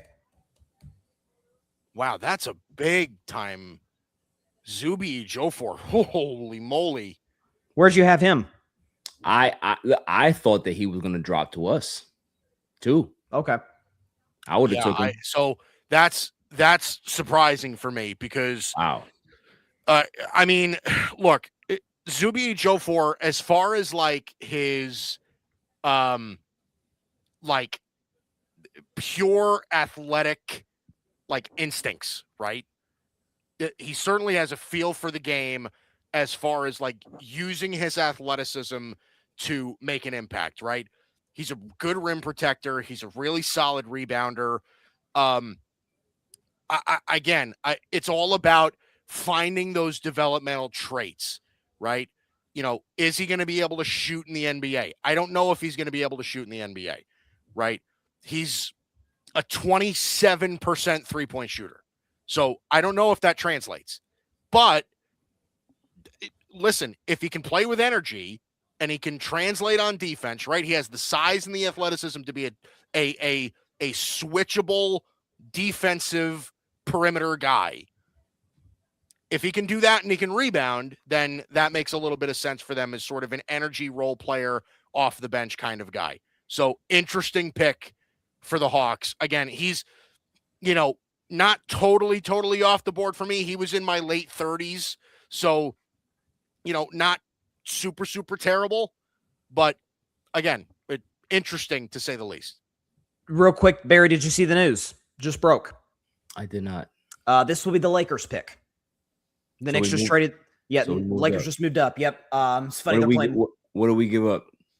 Shams hasn't reported that yet. He just says sources: New York is trading number 24 to the Los Angeles Lakers for number 25. Might end up getting your guy here. Well, I think they have moved up just to be able to secure the pick. Yeah. So man, Cam Carr makes up a lot of sense for the Lakers. If they don't take him, I'm going to break the screen. I think Cameron Carr. I think Malik Thomas would be really solid here too. Yeah, he would be. Cameron Carr, Malik Thomas are the two guys I'm looking for here. Kind of a brutal Knicks moment. They just did this New York, playing on the loudspeakers, showing the trophy and all that. It's like, no, this actually isn't y'all's pick. This is. I know, but you know what? They're gonna show it as the Knicks pick anyway. Of course, they're gonna say, hey, this is who you're getting, but it's not really it. It's actually not who you're getting. The way the NBA does trades is the dumbest thing in the history of sports. Yes, I hate it more than anything. And in the second round, it's just a cluster. You know what? I just don't understand it. Like, just do it right. The NBA does, the NFL does it. Why can't you? Like, I don't understand why they have to. Like, the draft lottery is stupid. Like, it's. I remember when the Warriors took Quentin. Can you step on your own? You know what? I remember when the Warriors took Quentin Post 2 years ago in the second round, and it was Golden State's pick. Then they traded to Oklahoma City. It's like, oh, Quentin Post is going to the Thunder. No, they actually traded. Then they traded Quentin Post himself back to Golden State. Yeah, it's God, it's a mess. They've really. Remember the Jalen Duren trade? It was like that was 2022. It was like right? Philadelphia made the pick, and then they traded it to Charlotte, and then they traded it to Detroit. And like, come on, figure it out, guys. Jeez, it's not rocket science. It really isn't. No, they make it hard. Slow it down for us old folk, right? For us fans to catch up. I don't know if it's just like, maybe it's not that complicated, but maybe the guys that communicate these trades, maybe they're like a multi-texter, so like they send like the first line of it, Lakers getting number 24, next text, with Knicks in exchange for 25, next text, then Lakers trading this to Charlotte. Like, just send it all in one text, dude. I don't need multiple one of my pet peeves. No. Jeez. Lakers really took it down the wire now, but the pick is in. Barry, do you think this is Cameron Carr or somebody else? I would hope so, man. Cam Carr, Kid Pete, right? Miller. Koa Pete is interesting. I want listen, I'm a defensive guy. I need guys that can be able to defend. Y'all need it bad. Like I don't care who it is, just get me somebody that can be able to defend on the perimeter. I think Baba Miller is a studly defender. That's what I'm saying. So if it's one of those three guys, I'm all right. I mean, the maps you go somewhere else. I'm like, come on now. The math showed you the blueprint 2 years ago, right? Yeah, Luka's the head of the snake, but you got to surround him with length. Get him length and perimeter and rim running bigs, because here's the number pick. One priority. Okay, go ahead. Cameron Carr. There you go, Barry. Very nice. That's your guy. You called this couple hours? Let's go back. I called that like 8:05. Let's see. Let's see. You picked. You said let's just fast. I'm digging through your comments here. It was a while. Let me see it. See if I can. I can't find it. I think I know you. It's there. It's definitely there. But 8:52. 8:52. Yeah, this guy can shoot it. He can really shoot it. That's what I'm talking about, man. Get some guys on that perimeter, 6'5", switchy, defensive guy, can shoot it. That's what I like. Okay, it's JJ Redick type of player, and he can shoot it off the dribble too, Barry. It's not like he's a full catch and shoot guy. He can actually make shots off the dribble, which is, again, if you can find guys in the 20s in the first round that can do that can create shots off the dribble. Yeah. That's something that doesn't happen very often. Yeah. Right. Yeah. A lot of these guys are true catch and shoot, sit in the corner, move off screens kind of guys. Right. Cameron Carr is not that. He can sort of put the ball on the deck, create his own shot. He's not a terrible defender. Again, he's got a thin frame and he's not a super duper athlete, but he's one of these guys that can use his length. He's a switchable defender, good shooter. He was my number 15 overall player.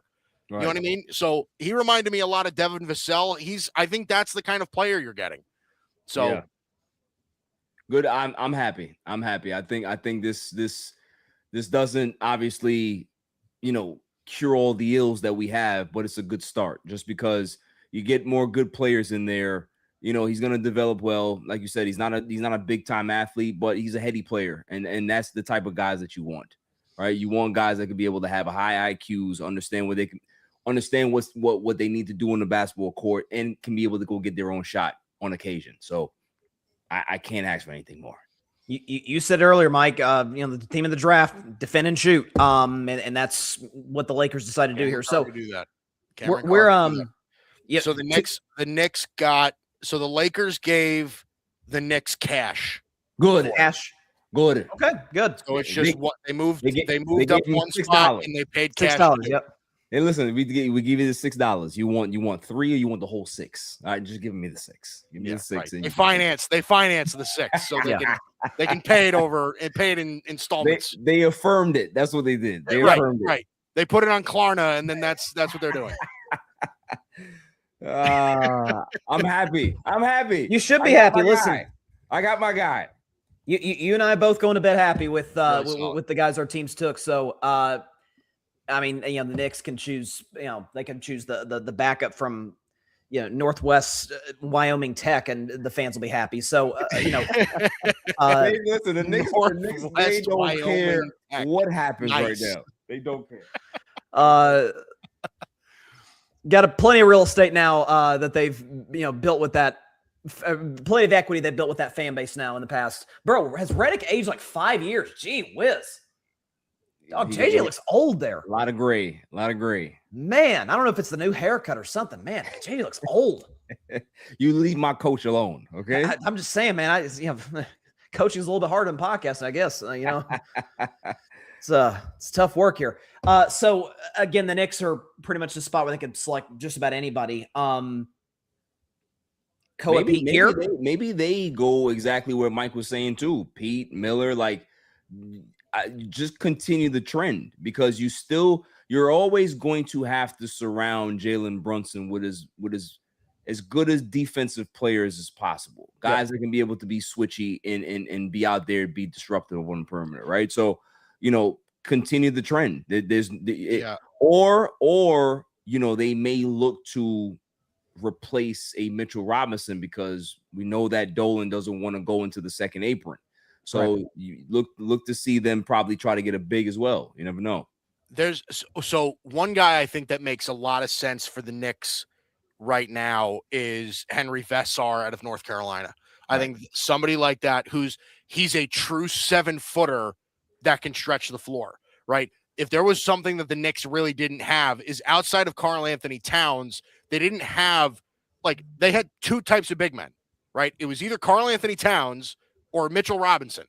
And outside of that, they really didn't have anything else in the rotation. It was just off of those guys, right? When we saw it in the playoffs, when Karl Anthony Towns got in foul trouble, they lost an entire element of their offense. They could no longer stretch the floor with their bigs. They just couldn't, right? They didn't have any more. So somebody like Henry Vessar, who again provides the size, has some defensive upside, right? Back when he was in Arizona, he was a fairly solid defender. And then this past year, he really kind of dialed it back and became a fair liability defensively.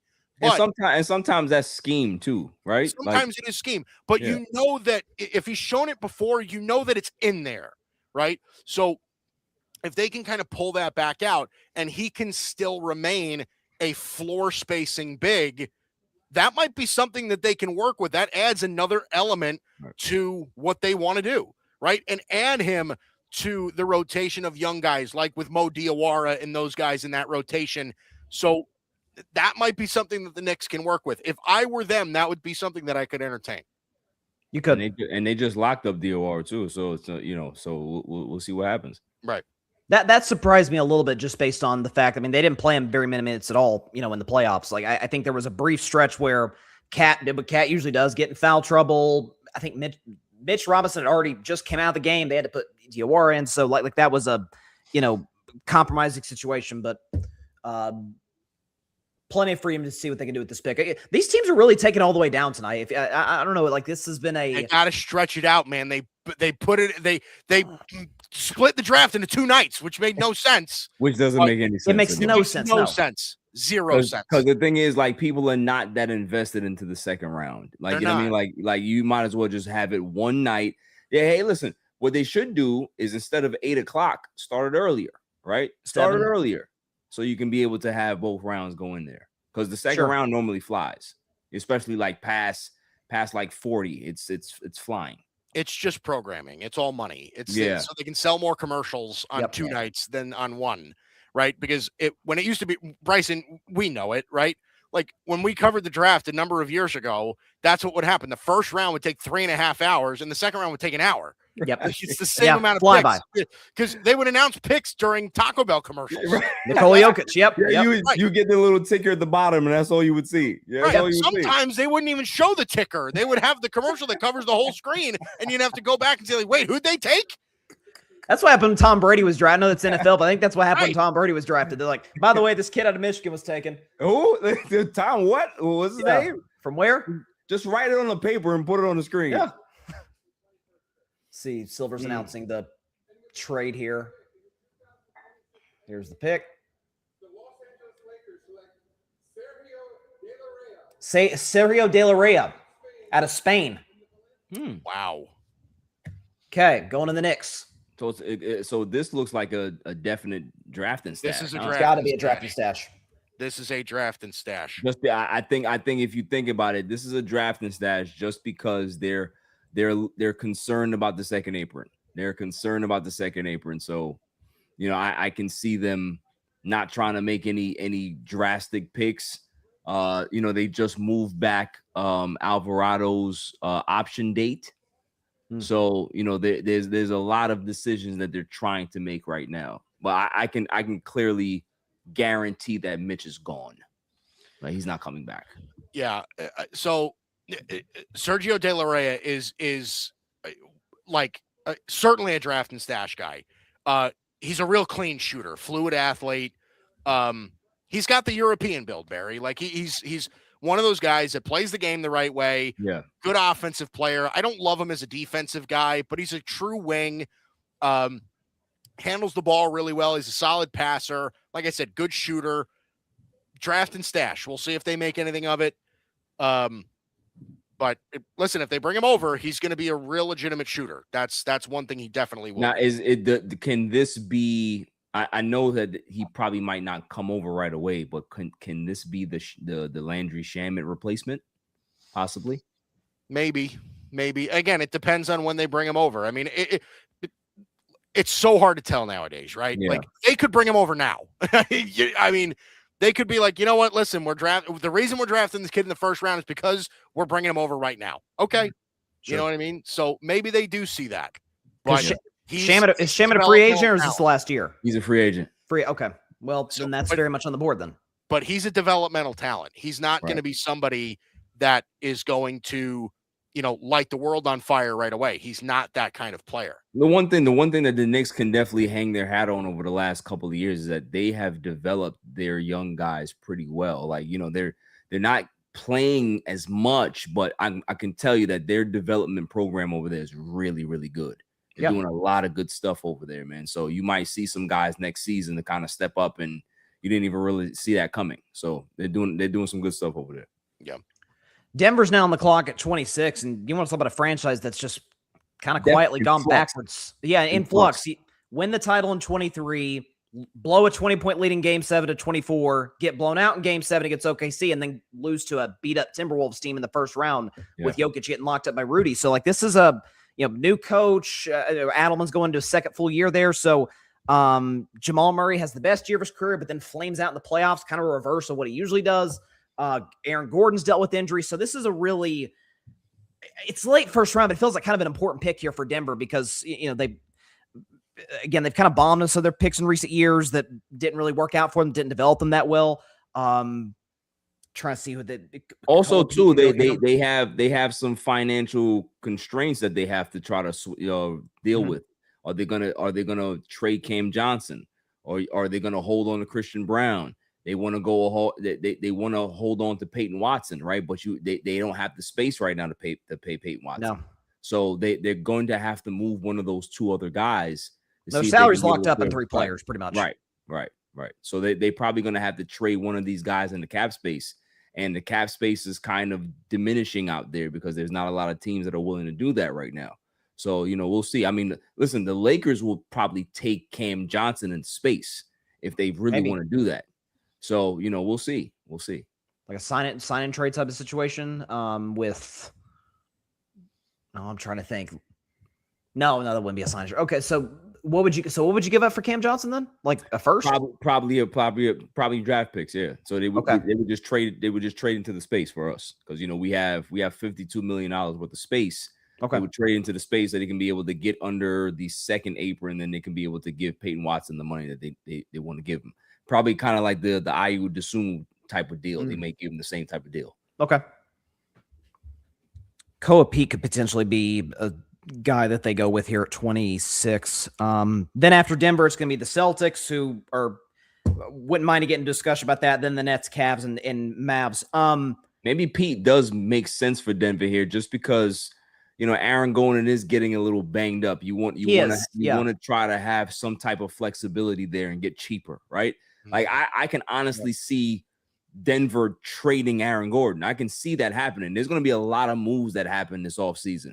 And I wouldn't be shocked if Aaron Gordon's one of them, honestly. Yeah, he had the hamstring a couple of years back against Oklahoma City that kind of derailed them. Then this year dealt with a number of injuries and kind of messed up. And Jokic also got hurt this year. Like some of it's a level of guys not being there. But, I mean, it's so weird. Denver won like 12 straight games in the regular season. Jokic had that big game against Wemby. It's like, oh, God, they're going to – You know what it is, Bryson? They're the reverse of you guys, right? Like you guys had deep runs into the playoffs and won championships. They also had some deep runs and only had one championship, but the same outcome is the same, right? It's the attrition. Like the more games you play, the deeper you go into playoffs is the tougher it is on guys after a while. You start aging faster.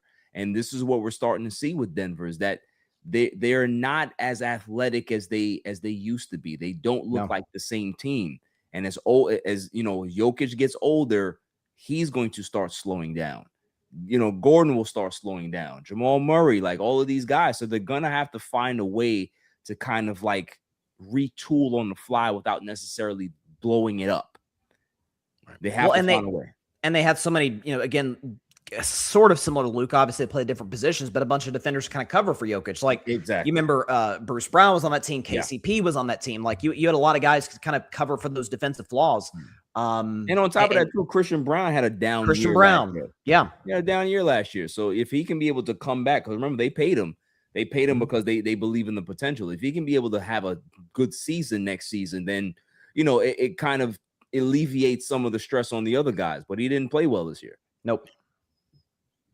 Still waiting for Silver to take the state. They are milking it, man. They really are, man. Louise. I mean, God. It's 11 o'clock on the East Coast. Like, I go to bed, guys. It's a Tuesday night. Right on a Tuesday. Like, that's probably why they're doing it, because like it's a Tuesday. Nobody gives a shit. Like, come on, just milk it. Milk it. Actually, this pick's going to San Antonio. That's why it's taking a while. Shams just reported. Denver is, let me read this. Denver's trading number 26 to the San Antonio Spurs for number 35 and 2 future seconds. Okay. So that's another thing that they're looking at, trying to, handle their books as well. So it makes sense for them. So trade back and get some picks. Terrace Reed Jr., the big man from UConn, is going to the Spurs. So we talked about earlier, Mike, potential Luke Cornett replacement. Maybe this is the guy. Yeah, I mean, I think he's more of a 4 than a 5 at the NBA level. He's like 6'9"-ish. So there is I think there is some potential to play the 5 here. Really good passer for a big. Good rebounder, good passer. I think that's really where he's going to make his living. I think he's just a rotational big. I mean, I think that's kind of where he is now. Can block shots, gives you a little bit of a rim presence. Like I said, I think he's a little undersized to play a center, but again, if you're playing him as a rotational big, somebody that can just play in the front court, play right on the block, I think that's something that they can absolutely do. He's not a three-point shooter. That is something he will not do. He took 7 threes total in 4 seasons at UConn. So he is not a three-point shooter. But as an athlete, it makes a lot of sense for him. Gives you a little bit of like Day'Ron Sharp. Like he's that kind of a player. So again, rotational big for San Antonio. So now you got Boston on the clock, and this is an organization that I think most of us, I mean, correct me if I'm wrong, but I think most of us thought Giannis was going to. And now there's the weird situation where Brown wants out of the organization. He's like, man, I was a finals MVP. I led us to the 2 seed, average, almost 30 a game, and y'all keep putting me in these trade discussions. I floated this earlier, and this is probably going to sound like a tired argument that we make every single offseason. If there's a trade rumor involving a star, then this star is always a part of it. Could they trade Jaylen Brown to Houston for Kevin Durant? Yes. Like, is that because let me tell you something right now. Don't do that. I know Houston would do it in a heartbeat. If you put Jaylen Brown in the Houston Rockets, Şengün, Thompson, Reed Shepard, Jabbar, like I'm not saying they're winning the West. I'm saying they could give San Antonio, Oklahoma City a hell of a 6 or 7 game series. Well, I'm hearing on the other side that Şengün might be on the block too. So they may end up trading him. So there's a lot of stuff that's going on, but this is the team that you need to worry about, or not even worry about, but look to see them making a deal. I also heard that The Clippers. I also heard that Jaylen Brown is not going to get traded. The only way that Jaylen Brown was going to get traded is if it was for Giannis, and that was it. Yeah, well, they're fielding offers, like teams are calling the Celtics right now. That doesn't necessarily mean that the Celtics are going to bite on any of the deals, but it's really depends on Jaylen Brown. Like, I don't know if they've already, because obviously they had to have had communications with him and say, hey, listen, we're not even going to lie to you. Like, we offered you up for Giannis, right? Yeah. Is he okay with moving forward, knowing that he was the guy that won finals MVP, won a championship, led this team to the 2nd seed in the East without all of the parts? Is he okay with that being the case? Because if I'm Jaylen Brown, I'm not okay with that because I'm younger than Giannis. Yeah, he might be the marquee name, but I won you a title. He hasn't done anything since 2021, right? So that's one of those things where it's just like, I had said it today on my on social media. I don't see them repairing this relationship. It's been rocky for a while now. Like he's been in trade rumors for a while, a couple of years. So I just think that this is just kind of just like the tipping of the iceberg, and they're going to have to move him, unfortunately. Well, and it's one thing, I think, from Jaylen Brown's perspective, it's like, okay, it's one thing for you to have me in trade discussions before we win a title. Not only do we win a title, I'm finals MVP, and you're still trying to get rid of me. Right. Like and by the way, Jaylen Brown said it himself. His words, not mine. Hey, this is my favorite season of my career because got to be the lead dog and did quite well in that role. So that's why I think Milwaukee wouldn't have been the worst option ever for him because he's the unquestioned alpha. Yeah. So it's so weird because Boston will go into next season. If they've got both, they can obviously win the East. They can obviously give the Knicks trouble in the conference, but then there's also kind of the internal locker room struggle. And I don't think, by no accounts, are Tatum and Brown on bad terms, but they're not best friends in the world either. So it's a really weird dynamic. So we'll see how it plays out. Normally when you got guys like this, you at some point you have to make a decision. And I just think that that's where they are right now. They're at a crossroads. They are, and it's weird because I think most people agree they're the 2nd best team in the East. Yeah. So I don't know. It's a weird spot. Here's go ahead. No, I said here's a destination. Could you imagine if this happens? It would turn the East on its head if the Pistons find a way to get Jaylen Brown. Oh boy, I don't think Boston would do that though. Real quick, I know, but Chris Knacken Jr. to the Boston Celtics. That is. Oh wow, nice. All right, good. So they take Chris Knack. That's awesome. That's good. I want to say he was the last guy waiting in the green room. Yeah. All right, so this is good for them. So they drafted a big man. This is something that they needed to do. This is something they absolutely needed. Yeah, because they didn't have a lot of depth at all at that position. I mean, they were relying on kind of some young guys, journeyman guys. I mean, Luka Garza was getting minutes for him last year. Like they were kind of thin at that spot. Yeah, I think he's got he's a pretty good athlete for his size. He's like 6'10". He's got long arms. So he's got the like build of an attractive NBA prospect, right? High motor. He's one of those guys that like plays with a lot of energy. I think he's going to be able to shoot in the NBA. He does not have a broken shooting stroke. I think his shot selection needs to get a little bit better, but I think part of that weakness really is just high usage rate. I mean, at Houston, they really used him a lot, right? Kingston Flemings, Emmanuel Sharp, those guys really got him the ball a lot. So I think this is one of those situations for him that like he'll be able to sit back, develop a little bit with this team. They can carve out a role for him. He's got talent. He's got the athleticism to do it. I think he's a good player. They just got to carve out a role for him.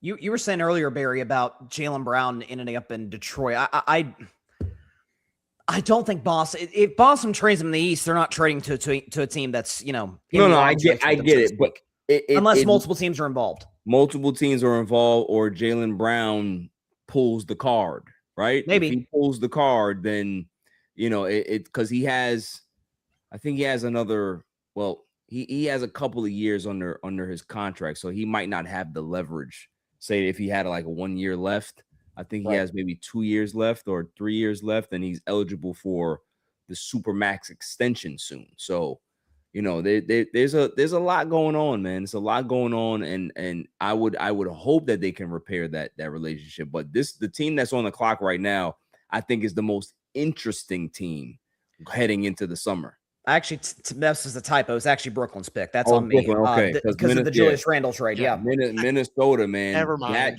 Never mind. My bad. To me, man, it's. I agree. Anthony Edwards is not happy. No. And shouts to Ayo Dosunmu, but that's not going to make him happy. I'm sorry. No. Like his one of his good friends won a championship outside of Minnesota, and that doesn't sit well with him.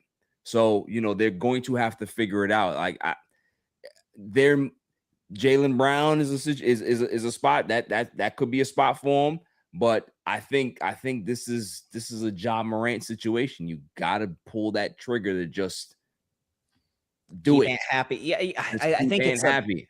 I think I read that Ant felt like that Minnesota moved off cap for financial purposes more so than fit. Like, and that was, I get why that didn't sit well with him. It's like, wait, Dante DiVincenzo's kind of our main, he's not going to play probably all next year with the Achilles. So it's Minnesota's approach has been fascinating in that, the West, we know it's a Spurs and Thunder conference, and their way to counter that is Ant's a superstar, and we're just going to fill you around with a bunch of role players. Like you said, maybe Ayo Dosunmu builds off that big, 40 burger he had against Denver and, takes another step next year. But I don't think he's going to be like in the conversation for like most improved player or something like that. So it's a weird team just because they have the $33 million trade exception for Julius Randle, right? It now opens up the full mid-level for them.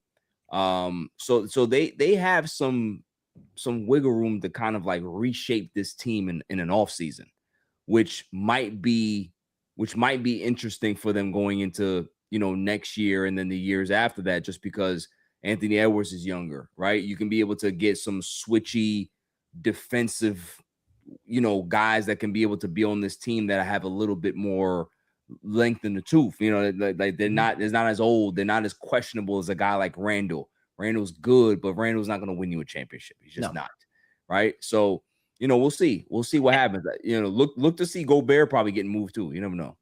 Well, I was going to say, because, Rudy Gobert did a lot for his stock this postseason, the job he did on Jokic. Yeah.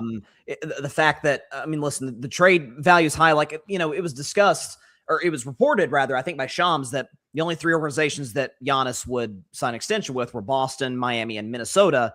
I never thought Minnesota had the assets to get Giannis. Right. And so, like, that's part of. They obviously gave up the 4 first for Rudy, picks in for Minnesota, which is actually Brooklyn's pick. But I just think it's Nas. I've always been a Nas Reed fan. He's been really good there for a while, but Now you're right. I think Reed now he's slotted at the 4 now, right? Now is he a starting power forward? I mean, who knows?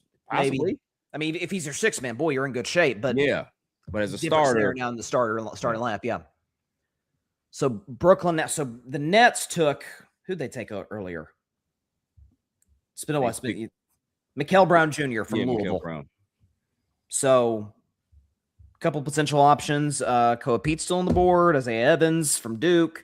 Malik Thomas. Plenty of Baba Miller. Plenty of options that could go here. And then the first round rather will finish out with your Cavs, Mike, and then Tyler's Dallas Mavericks to try and add. Who do you think the pick is going to be, Mike? You know, it's so hard to say. Brooklyn is in such a state of like desperate need that, like, I don't know that they can go wrong with anything. Honestly, I'd love to see them take a little bit more of like a swingman type of player, maybe even a big, just to, fill the Nick Claxton hole that they just created. I don't know. I mean, they like I said, they could do. Yeah, Henry Vassar, I think, would be a really solid pick here. But they've also got guys like Henry Vassar, right? Like they just drafted Danny Wolf last year, who they played a lot.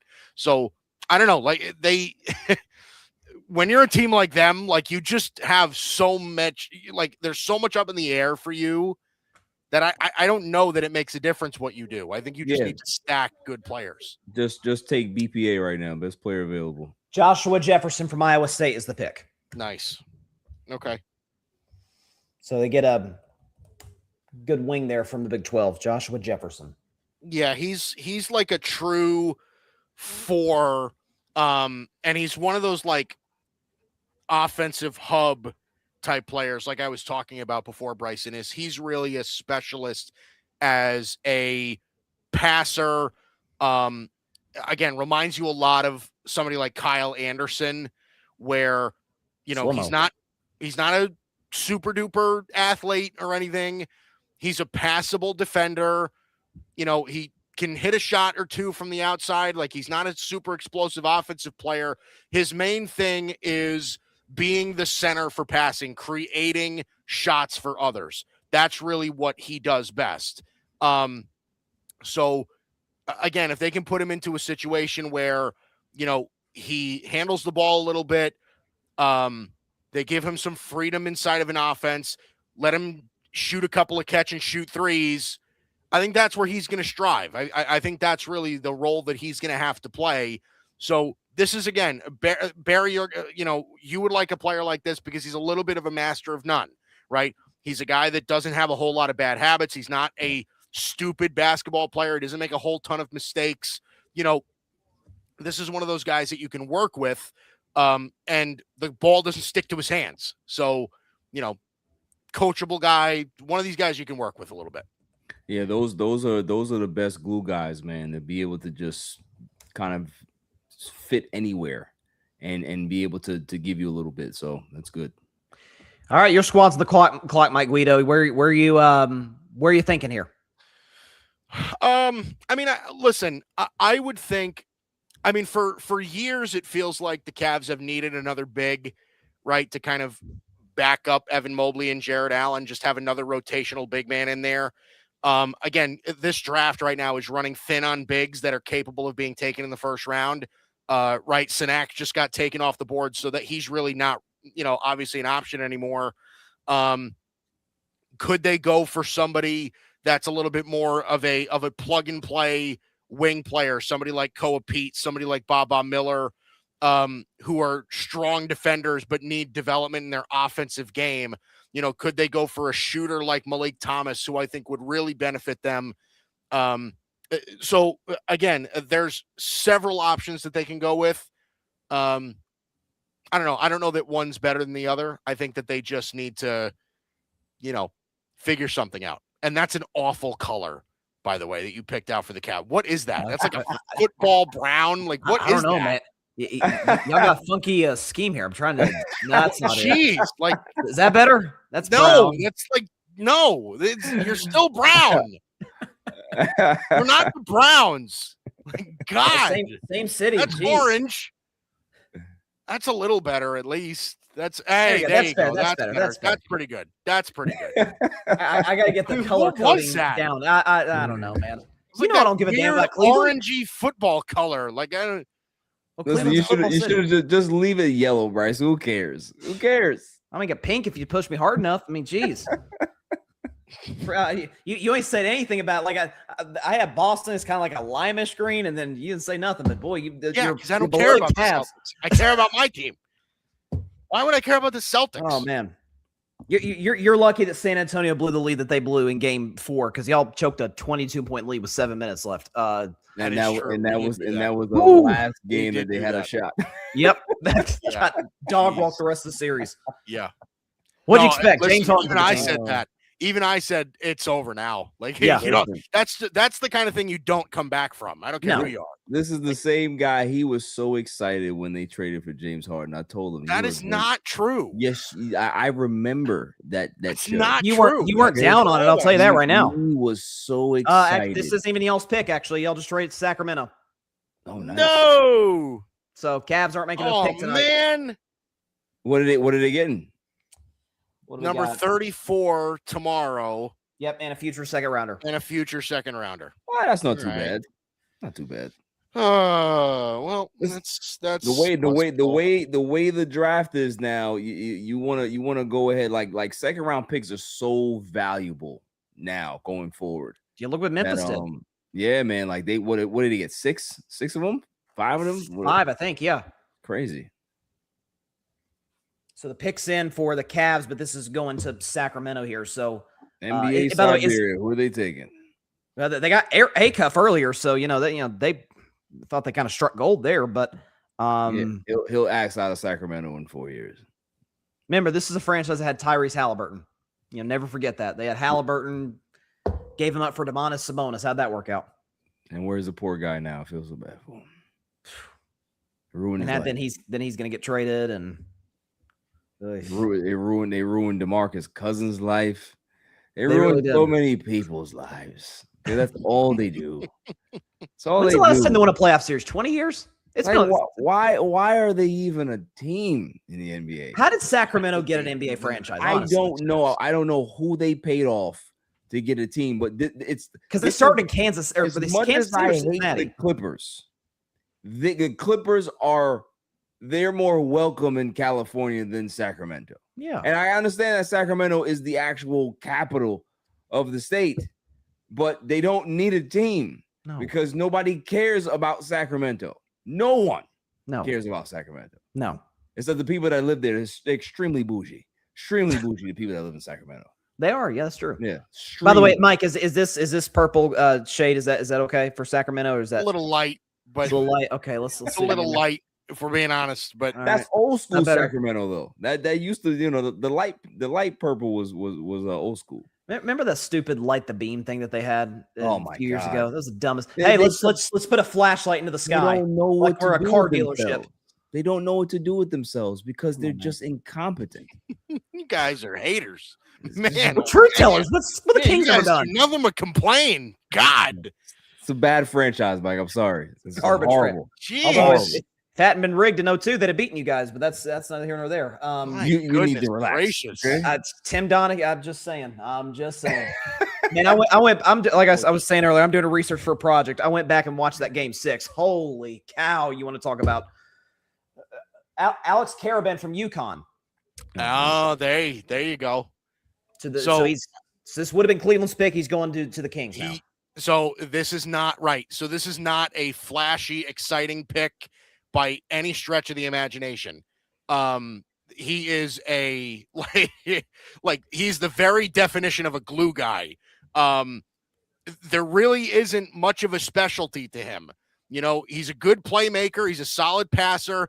He's a fairly decent standstill shooter, even though he's been streaky before. again, the ball never sticks to his hands. His feet are always in the right place. He's a conscious defender, all of those things. He's not a great athlete, right? He does not jump off the screen. And he's not amazing with the ball in his hands. Like, he's more of an off-ball kind of player. He's not going to be somebody that's going to run, serve as a hub for the offense. He's not going to bring the ball up. He's not going to do any of that stuff. But he can hit the occasional three. He's going to be in the right place at the right time. He's not going to miss an assignment. He's got a lot of experience. He's a really decorated college basketball player. So there is some upside with him as far as just, being a guy that'll do the right thing at the right time. So, surprising enough for Sacramento, it actually might be a pretty good pick for them, given that they don't always do the right thing at the right time. Listen, so, they've had a great draft. They have. Acuff, Carver, like, this has been a very nice draft for Sacramento. So now Dallas on the clock to end the first round. Go, good. The pick is in. Thank you very much, Masai Ujiri. Yeah, right to the point. They knew who they wanted. Right to it. Right to it. Thank God. First team in the last hour and a half that's done that. So let's see. Dallas earlier took Morez Johnson Jr., which was kind of the only shocking pick of the first round, I thought, just based on where he went. Yeah, I thought shocked that was the first Wolverine, especially. Now, why was it so shocking to you guys? What made it so shocking? Because Landenberg and Marr are better players. I mean, they're definitely better players, but I also thought Morez Johnson in the top 10 is early.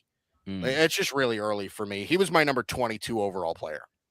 And again, it's other than the high energy and the toughness of it, he doesn't really do a whole lot. He's a decent defender. I'll say that, right? Like, he was whatever he was. He was a Big Ten all defensive team guy, but he's 6'8". He isn't a crazy rim protector, so he's not like going to be a crazy interior defender in the NBA. He's not all that laterally quick, so he might struggle on the perimeter in the NBA, and he doesn't really shoot threes. So I'm just kind of, I'm curious of what he's going to be able to do in the NBA at a high level, other than just being a high energy change of pace guy. The Mavs just took Koa Pete. Wow. Oh, hey, there you go. Good pick to end the first round. Very good pick. Wow. Really nice. Koa Pete out of Arizona goes 30 overall to Dallas. So Koa Pete, Morez Johnson Jr. Mike was talking about this earlier, like multiple teams with multiple first round picks tonight. So not a good value there at that number 30 slot for sure. Yeah, so they take Morez Johnson and Koa Pete, which is interesting to say the least, because these are two guys, again, that kind of struggle shooting threes. Koa Pete is one of the more interesting players in the draft for me, just because he has the look of a guy that can create his own shot. Like, if you watch Koa Pete's tape and no other background knowledge of him, you'd think he was a top 10 pick, right? Good athlete, dunks on everybody, can kind of create his own shot from inside the arc. He's a solid rebounder. Again, like, Koa Pete looks the part, but there's some holes to his game where he's not the best decision maker. His shot selection can get really, testy at times, pretty inconsistent with his shooting, especially from beyond the arc. He's a switchable, but I would say half switchable defender. It really, it depends on how his athleticism kind of translates in the NBA. So it's interesting. I like him as a player. Koa Pete was my number 18 overall player. So this is really good value for him. So I'd love to see him flourish, develop more as a shooter, because I think if he can actually refine his jump shot, then I think he could actually be a really good player in the NBA rather than just a role player. So I think there's real upside with Koa Pete. Okay, so that's a wrap on night one. Before we get out of here, either of you have any takeaways? I'll start with you, Mike Guido. Just overall takeaways from night one. Anything that stood out to you tonight? Pretty chalk. I mean, not a whole lot of surprises. The top of the draft was, I think, entirely chalked. I got to tell you, I mean, I think I think the Golden State Warriors getting Yaxel Lendeborg at number 11 is incredible. I just think So I've been wanting this whole time. He is the OG Anunoby of this draft. I really think that's the case. He's just such a good two-way player. Oklahoma City obviously had a great night. Memphis had an interesting night, right? Getting 5 second-round picks and then taking Kareem Lopez is interesting. So, yeah, look, I would say a pretty chalked night. I will say, so I'm curious to get Barry's perspective on this because, Bryson, you and I talked about it at the beginning of the show where you were asking me who I thought the best player in the draft was. And I thought the conversation between A.J. DeBonsa and Darren Peterson was very, very, very close. I was this close to saying Darren Peterson was the number one player in the draft. I thought A.J. DeBonsa was a more well-rounded player. I thought he was a little bit safer. But I think as far as upside is concerned and like superstar capabilities, I think Darren Peterson is an unbelievably gifted scorer. So Barry, I'm curious to what your thoughts are on the top of the draft between those two guys. Yeah, I agree. I think that Darren Peterson is, when you look at a 3-level scorer, that kid can be able to do it. And you don't see guys come around that often that have that type of skill set that young. This is a superstar in the making. Mm-hmm. If they can be able to, hopefully the injury concerns are behind him. That's the stuff that I'm going to be looking for. If he can really be able to stay clean and stay healthy in the league. And what I mean by clean, just like, not getting hurt. Then, the Jazz can really be able to start building something that they haven't had since the 90s in regards to consecutive, consistent, just playoff appearances and just being a team that's constantly around the contending picture. They have the talent there. Now they have their superstar to be able to put everything else around it. Right. That's the guy. That's the guy. Trust me. Like AJ's talented. He's not as athletic as I thought he would be. I thought he would be a lot more athletic, but I mean, he jumps out the gym, but there's just something about his game that just doesn't really do it for me. He's so good with his feet. Yeah. Like AJ DeBonsa is really natural with his feet. Yeah, good footwork, but Peterson it's just special. Like, you know what I mean? Like you can't really put it into words. It's just that when you see that kid play, like, all right, yeah, you can his tell shooting stroke is so smooth, dude. It's just a different gear.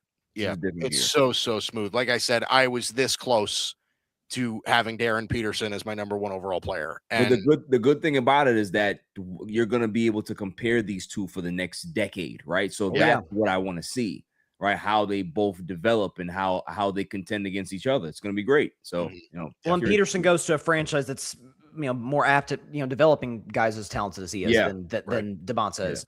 Real quick, last bit of business. Shams Charania just tweeted that New York just traded Sergio De La Rey to Dallas for Koa Pete. So Koa Pete is going to the Knicks. Wow. New York traded traded number 25 pick Sergio De La Rey to the Mavericks. Wow. So let's Koa Pete and 2 second rounders. Second rounders. And then the Knicks traded Koa Pete to the Suns. For 3 second rounders in cash. So Pete stays in the state of Arizona. So the Knicks are moving. Yep. So the Knicks move out of the first round and pick up 3 second rounders in cash. Wow. Smart. Jeez Louise. Leon Rose, man. What impressive. Yep. Good night for him. Good night for him, for Presti, for Memphis, Golden State. So and the thing is too, like when you guys, because you guys are going to be back tomorrow, obviously, right?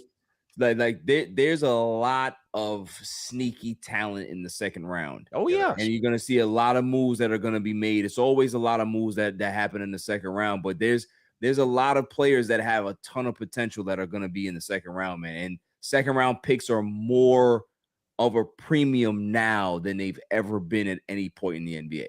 Yep. So, it's going to be really, really interesting to see who goes. There's a lot of teams that have some picks, so we'll see. We'll see. Hopefully, my Lakers can be able to buy a pick and get the second round. They got some. See what happens. Well, they already gave up cash. They already gave up their $6. Listen, we got $6. We got another $6 we can be able to use. Mark Walker has a lot of money. He's got a lot of money. So we can be able to ask him. Listen, can you $12? Can you give us 12? Right? Can you give us 12 this time? You gave us 6. Just give us 12, so we can be able to make some magic. Yeah, listen. He can affirm it if he really wants. He can affirm. I'm telling you. You know what I mean?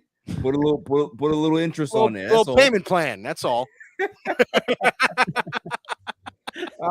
Listen, I'm happy. For sure. I got my guy. I got my guy. You know what I mean? We got our guy, Bryson. Mike didn't get anybody. I got nothing. I got nothing. I got James Harden. He got to wait till tomorrow. He got to wait till tomorrow to get his guy. So we'll see. We'll see. And then I'm gonna he'll get one of those long name guys that he likes to have. You know, from some small country in Europe. Country. Yes. Yeah. Renz Bleisenberg out of dystopia or whatever. Yeah. Uzbekistan. And then in 10 days, I'm getting LeBron James. All right. You stop it. I'm saying that right now, okay? For all of the people out there, I'm telling you, I'm tapped in. I have a lot of sources. And Kevin Love's coming too, right? Yeah. No, that's all fodder. Nobody cares about Kevin Love. Okay. LeBron James, as we speak, is in negotiations. Oh, I know he's in negotiations. With the Lakers, okay?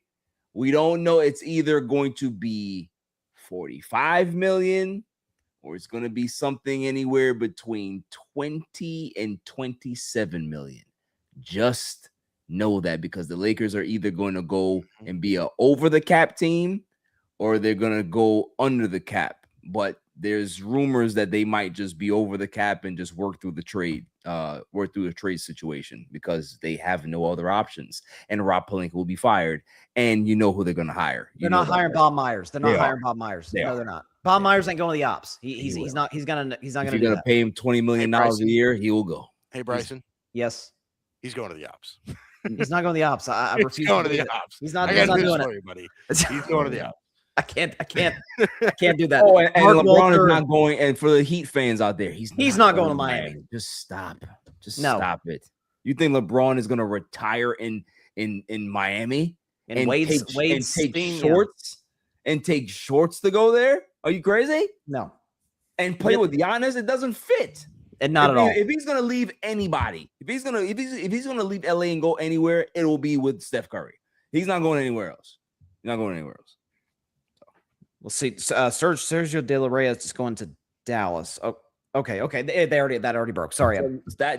So he may end up coming over for Dallas. You never know. He might just because this is a younger team developing. Yeah. All right, gentlemen, great stuff all night. Shout out to Tyler Reddington who joined us earlier. That is all we got for tonight's Gryd Network NBA Draft Reaction Show. We'll be back tomorrow, 8 p.m. Eastern, 5 p.m. Pacific time for the second round. It's going to be fun. Yaxel Lundenberg is a warrior. I'm happy. I can go to bed with a smile on my face. Hope everyone has a great night, and we'll see you guys tomorrow. Take care.